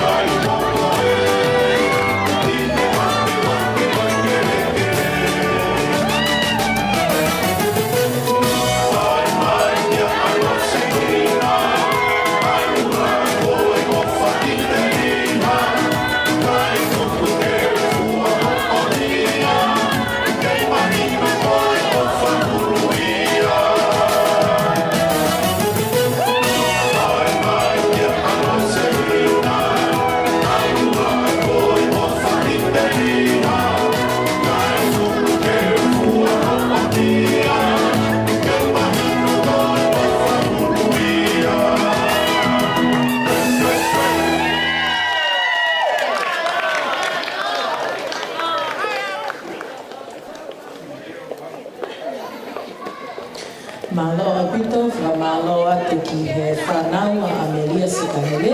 Aene whakahoko mai koe tofe fine ia koe a Tiulipe amasia. Pamalo atu ki he taulunga ko ia. Kataki ku mama e taulunga hoko, family whaea e ta, kaunusila, Fe'ofa'aki tapa family. Kataki mu mai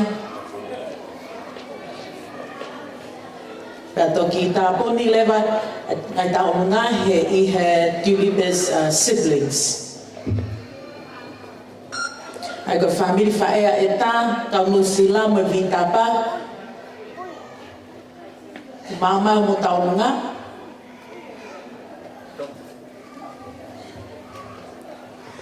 Sai, kura tonga tau tali ke mama e ai taonga ko ni tau kore mua ki he tāmea.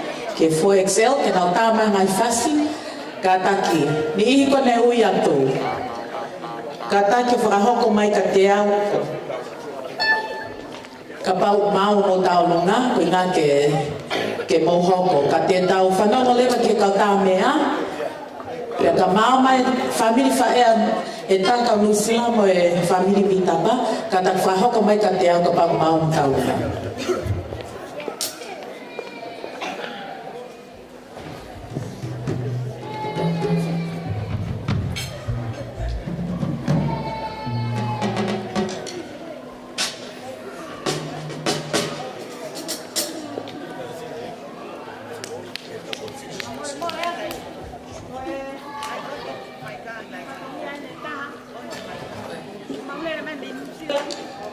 O whakatakato e whatongi ai aho. Whauku iai pe ai ti whakameite. Ke whai atu ke whiawhia ai pe whahu. He aho mahu inga koe ni. Whau kore atu ke kau taunga. Ke mou mea mai ki roto. Ka Kamata e taulunga e wawe taimi.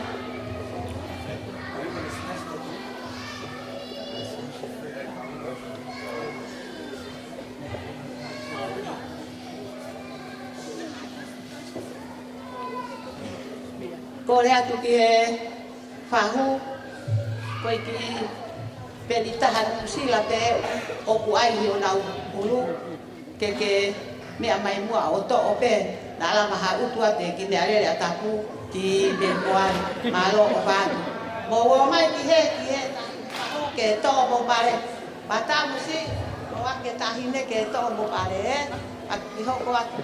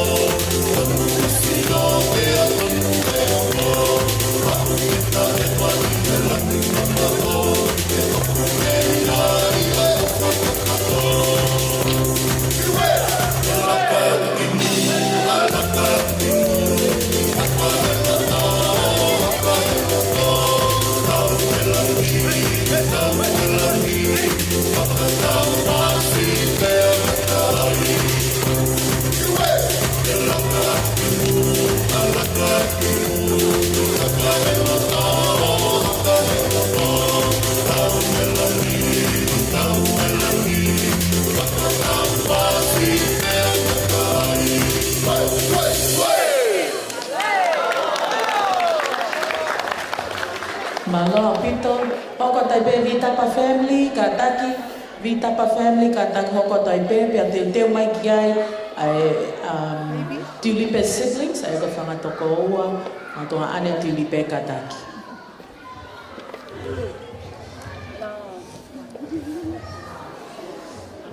Koto e au ai pe. Koto pe, ko i ngā koe. Whai pia ki whawhiawhia, te whaiha ki whamerete na Tiulipe. Pea, te uhara pia talat, ko mahanga wa e tāna e ngaro ke si whamatala e atoa ne nai. Ne o pe mo iro ka e pere mo toi iro pe. Ko e mahanga, ko hingoa ko ofa, ko a Vitapa, ko mahanga a eta ko whae a Tiulipe Peleketi. Pea o ko tā kai whala ki whalewai, no tonu ku alofa. Pea o ko mawhiawhia ko ma ki whamiri, ki ma wha ki whamei te ahon, ki tahine kon ko Tiulipe. Ko aipe ke si whiawhia i ono ako. Mo mea mai ka taolunga.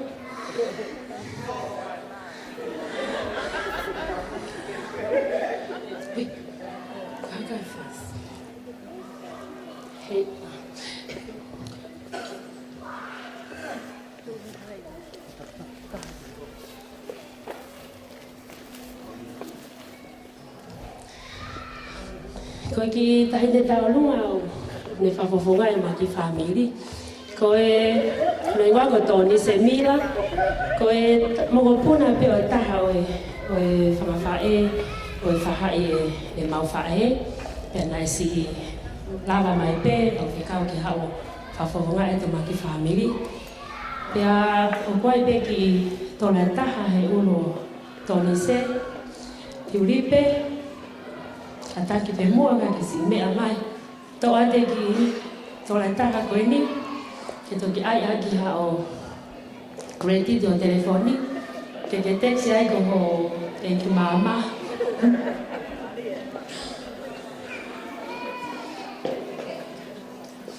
Ke kia ha mea maua chocho, ko ki tola petaha ke si kumea ka foi ma.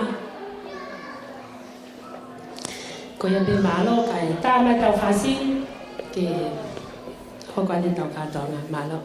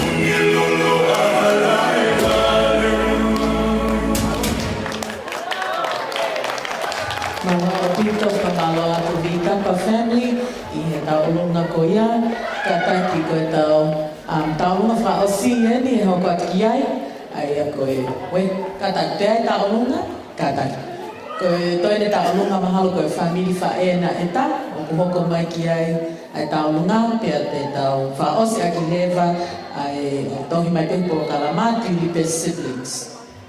Kataki mo hoko mai pe ko hika tau taimi ai ko family faena eta ko tau lunga ai ni hoko mai ki ai tau lunga Fe'ofa'aki ko tau lunga e whātoa pe whoki whātoa ane a Tiulipe.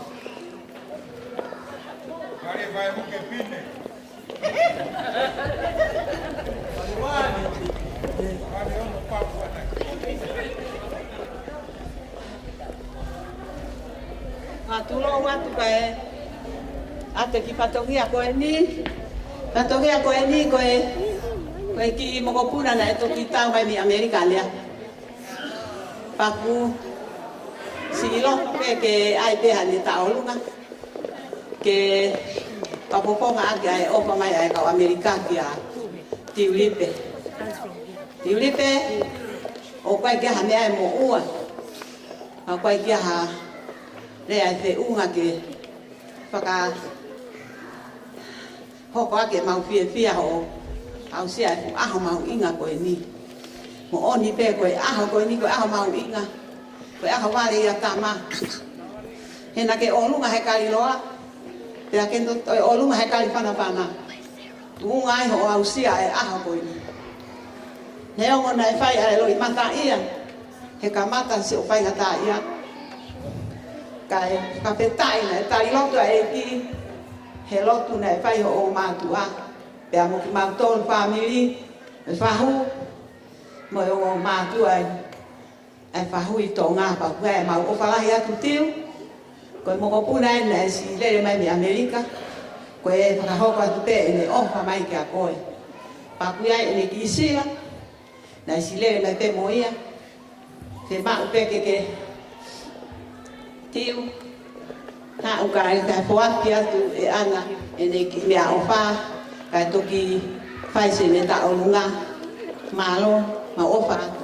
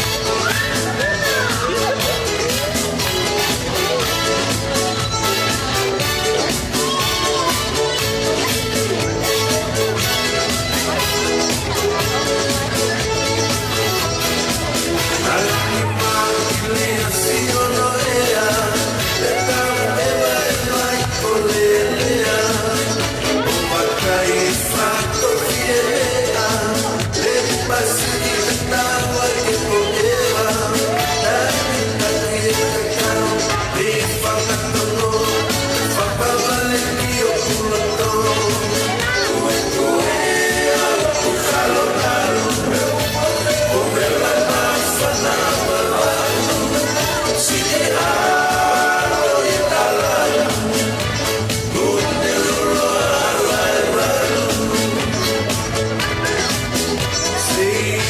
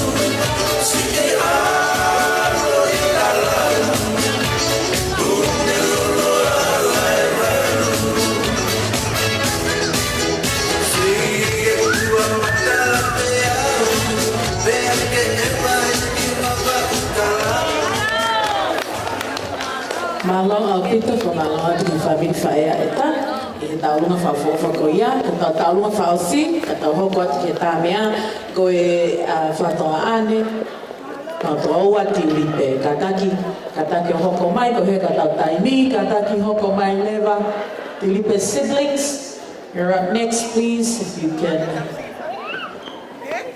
Kahini ange ai taulunga ko ni te tau hoko atu leva ki he ta mea.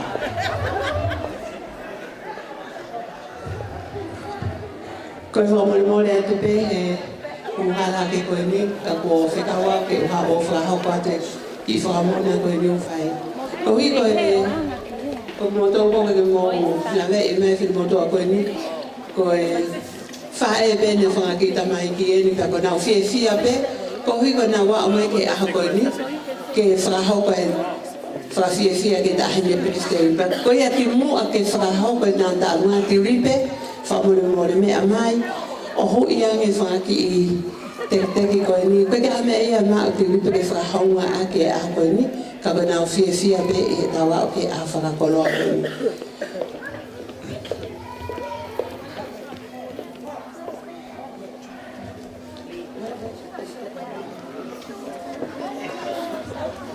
Malo.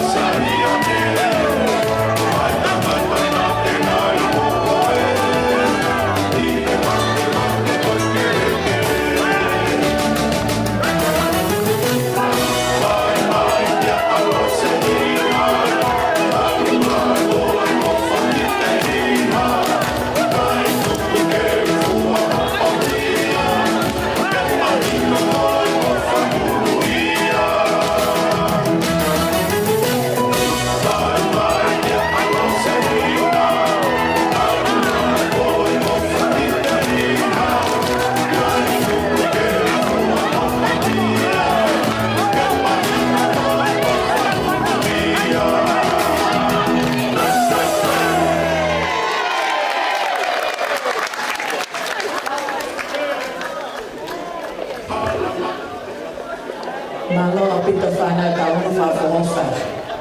Ko tuipe ko e tau maa tupe meni, tau maa no toko toa pe hiwa koe ni mga ono, e nga kono toto tae he aho. Whamalo atu, ko e nga taanga ia ngai tau munga i kolo kalama koe ni. Te tau hoko atu lewa whanongo, ke ngai whasi mei he bag, whasi pe tolu, e whahoko lewa ai lotu, ko i ngā ku lawe i pe koe ni ihi, whawawawe ke ko ngāwe, māmolo, e toi hoko atu pepe tia ka hiri ane ai benediction pe koe lotu tuku. Ko ia e ka taki mo paspasi mai, i he pen koe ni, o ku ia e kau lei mātua, ku ia e koe kau, kai lai taha peke kau holo peka.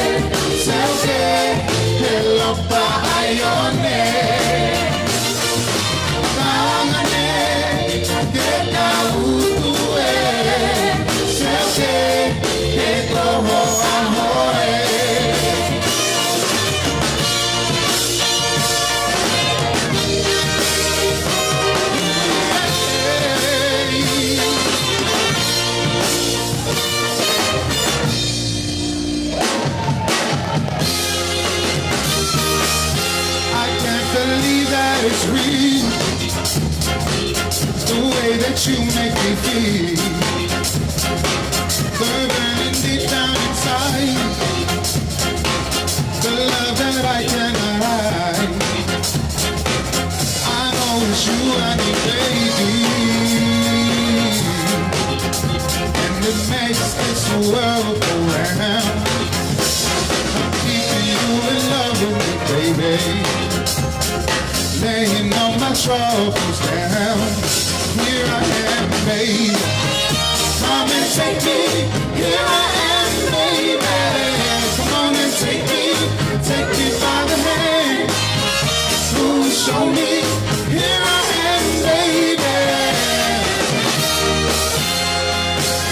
It always ends up this way. Me begging you every day. A love that I cannot ask. Broke my heart into half. I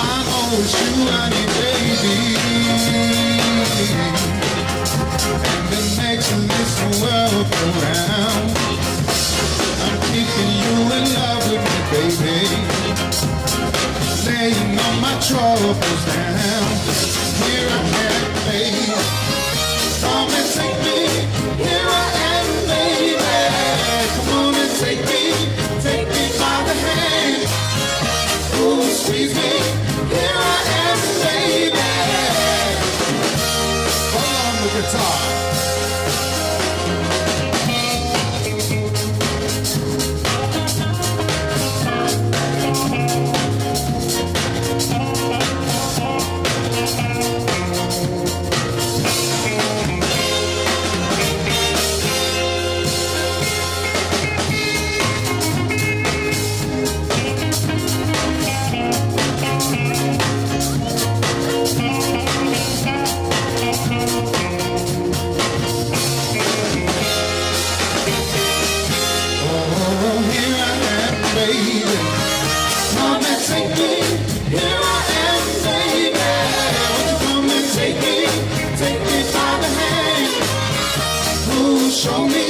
Show me what you can.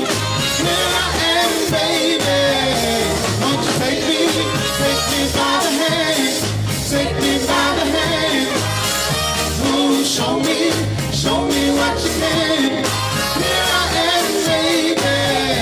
Won't you take me by the hand. Take me while you can. Here I am, baby.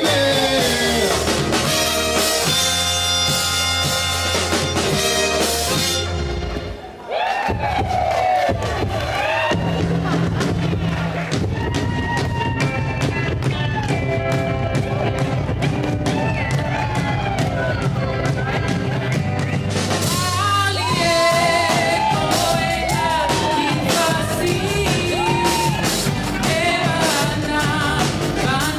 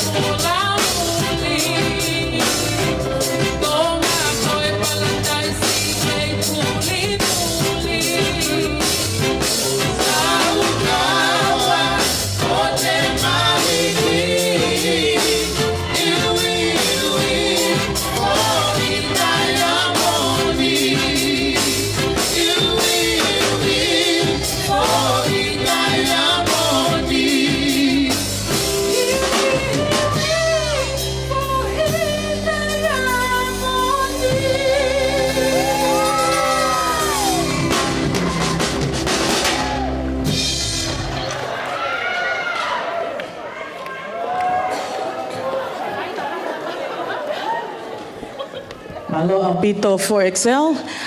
E whakakolewa ai lotu tuku he taimini. Ka hiri ang e hoko atu pē tā mea. Ka ko whio ate whakamalo lahi mea te au, me fo ke whamiri tamai a Tiulipe. I mo lava mai, atu befo ke kole whakamole mole, mahino pene tala ki he ua, na ki tō mui e tau kamata, pa ko ate kole whakamole mole mea ki mautolu. Moi whakamalo la ke whamiri tamai, whamiri whaea Tiulipe. Moi whakamole mole pe, ka panai kai ki nei aha mena i kai whakahoko lelei atu, he toko tahu whahawa atu, kole atu pe ke mo tau hufanga pe hia lotu. Te tau kole ni ki a tofunga, whai whekau tofunga ka tak whamole mole, kene whaka osi mai, hange ko klawe atene nai, ka hiri ange lotu, e hoko ate tā me aia. Ka tau toki mātoko.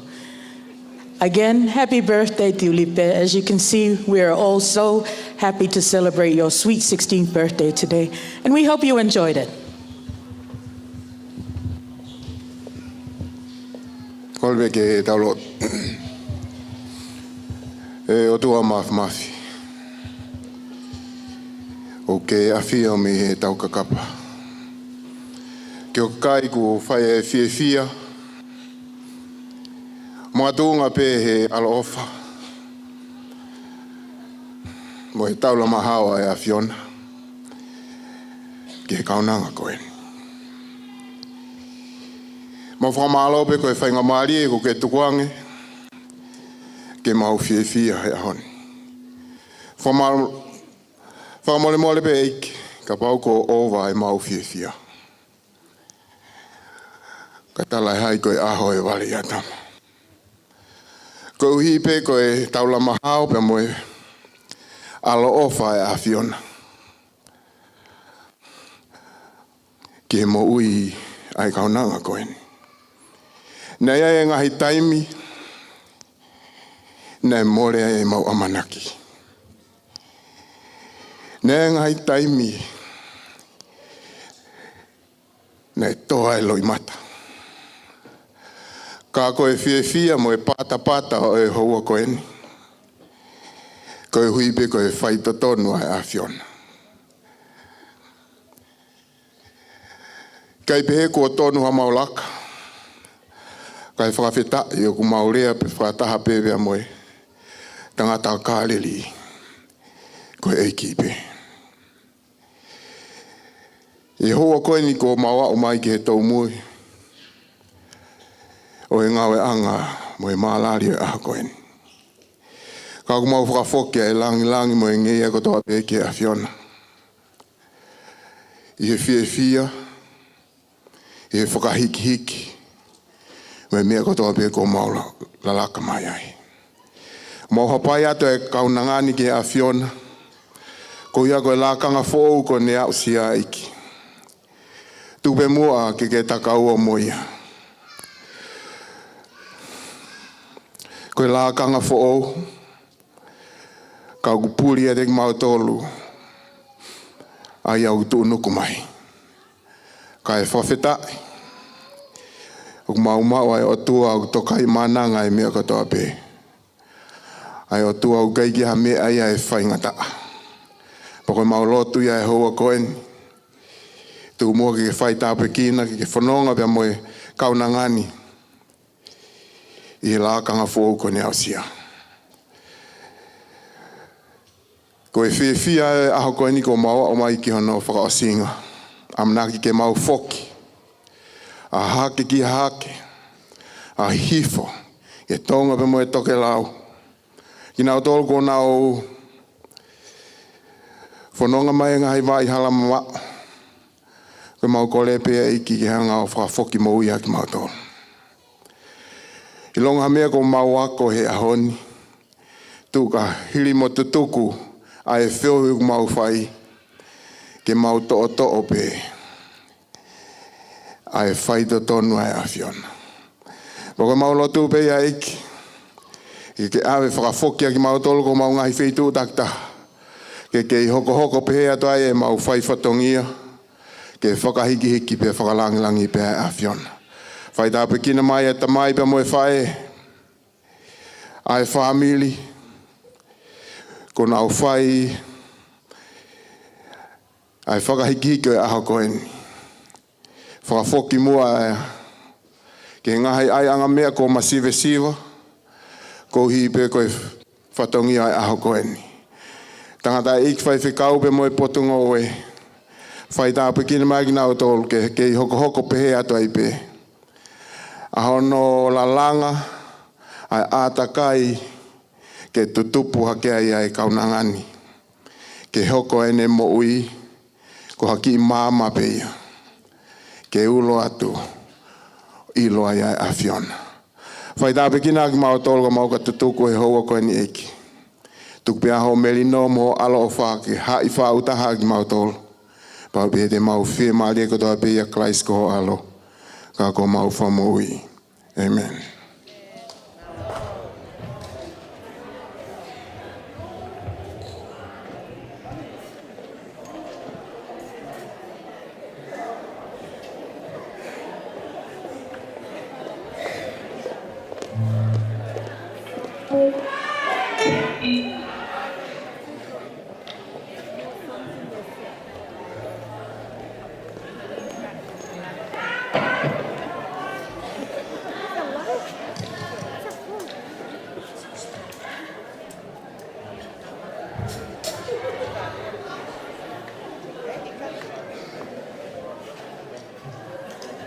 Ate foi fácil ni que não vai nem com dois farelinhos mal.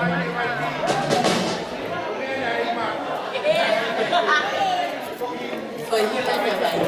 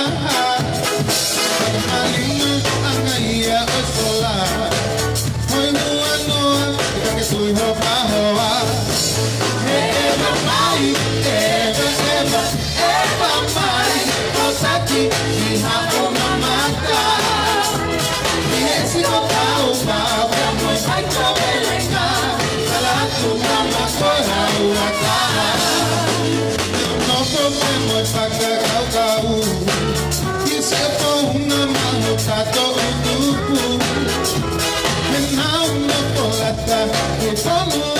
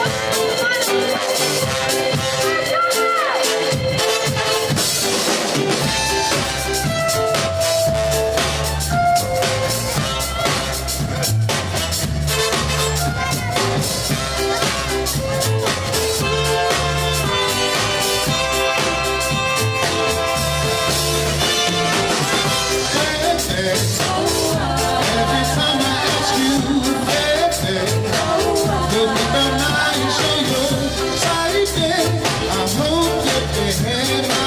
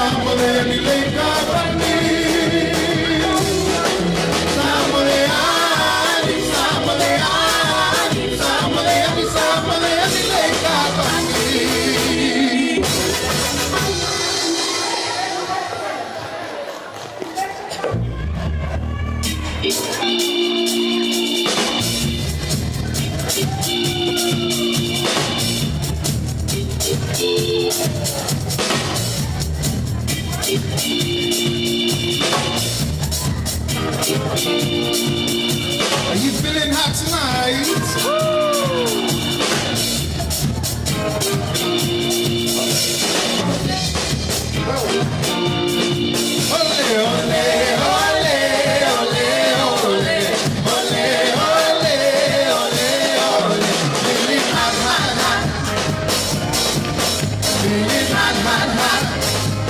What's that done?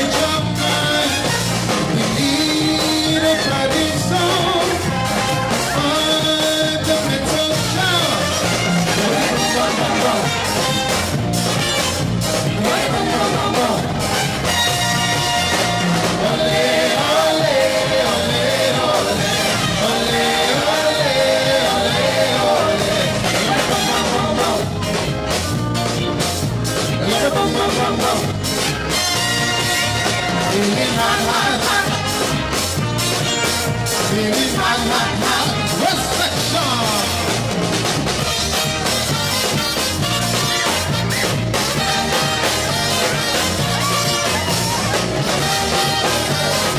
We're gonna do something. Take it into the breakdown. 3, 2, 1, let's go. Follow the leader, leader, leader. Follow the leader. Follow the leader, leader, leader. Follow the leader.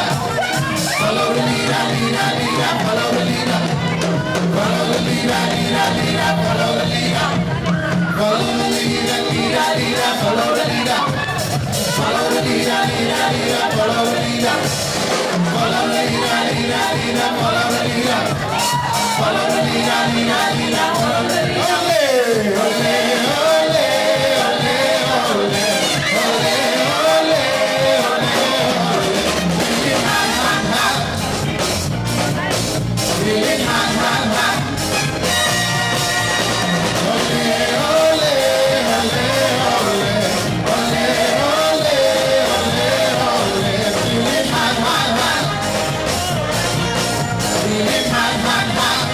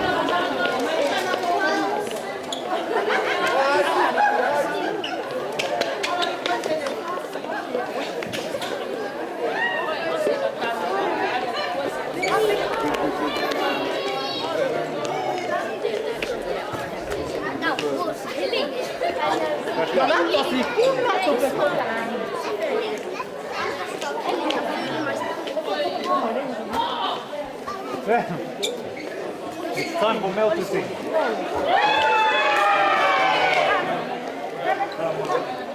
One more, one more.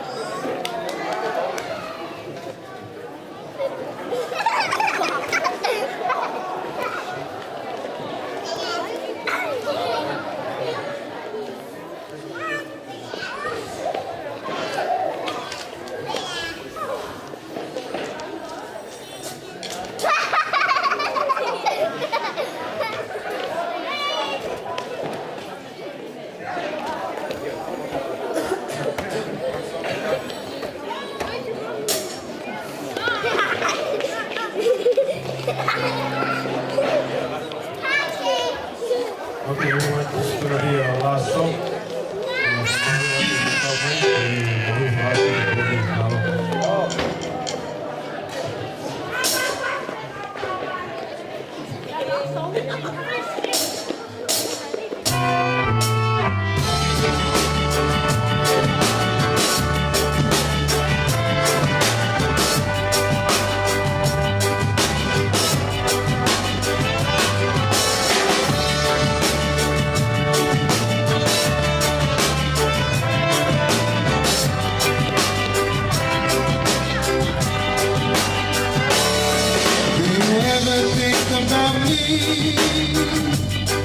Or the shoulder you used to cry on.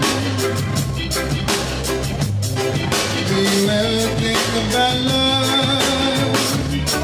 Or the bed you used to lie on? Do you ever think about the day you said I love you?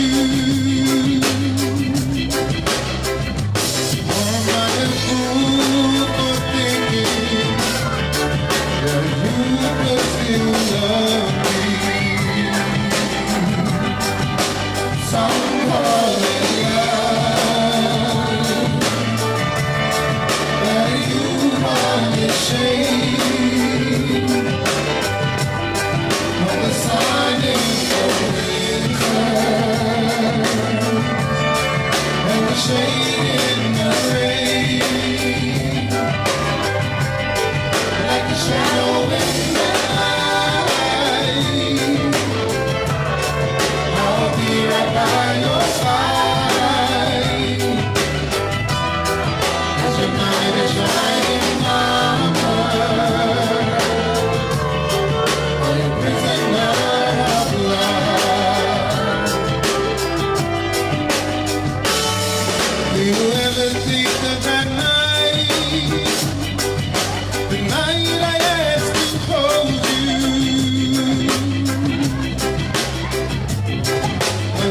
that I always wear? Is it somewhere that has the ocean? You made it feel that you were leaving, but I can't just let you go. Or am I a fool for thinking that you still love me so? Some call it love, but you call it shade. I'm the sun in the winter, and the shade in the rain, like a shadow in the night. I'll be right by your side, and the night is shining out. I'm a prisoner of love, as the night is shining out. I'm a prisoner of love, as the night is shining out. I'm a prisoner of love.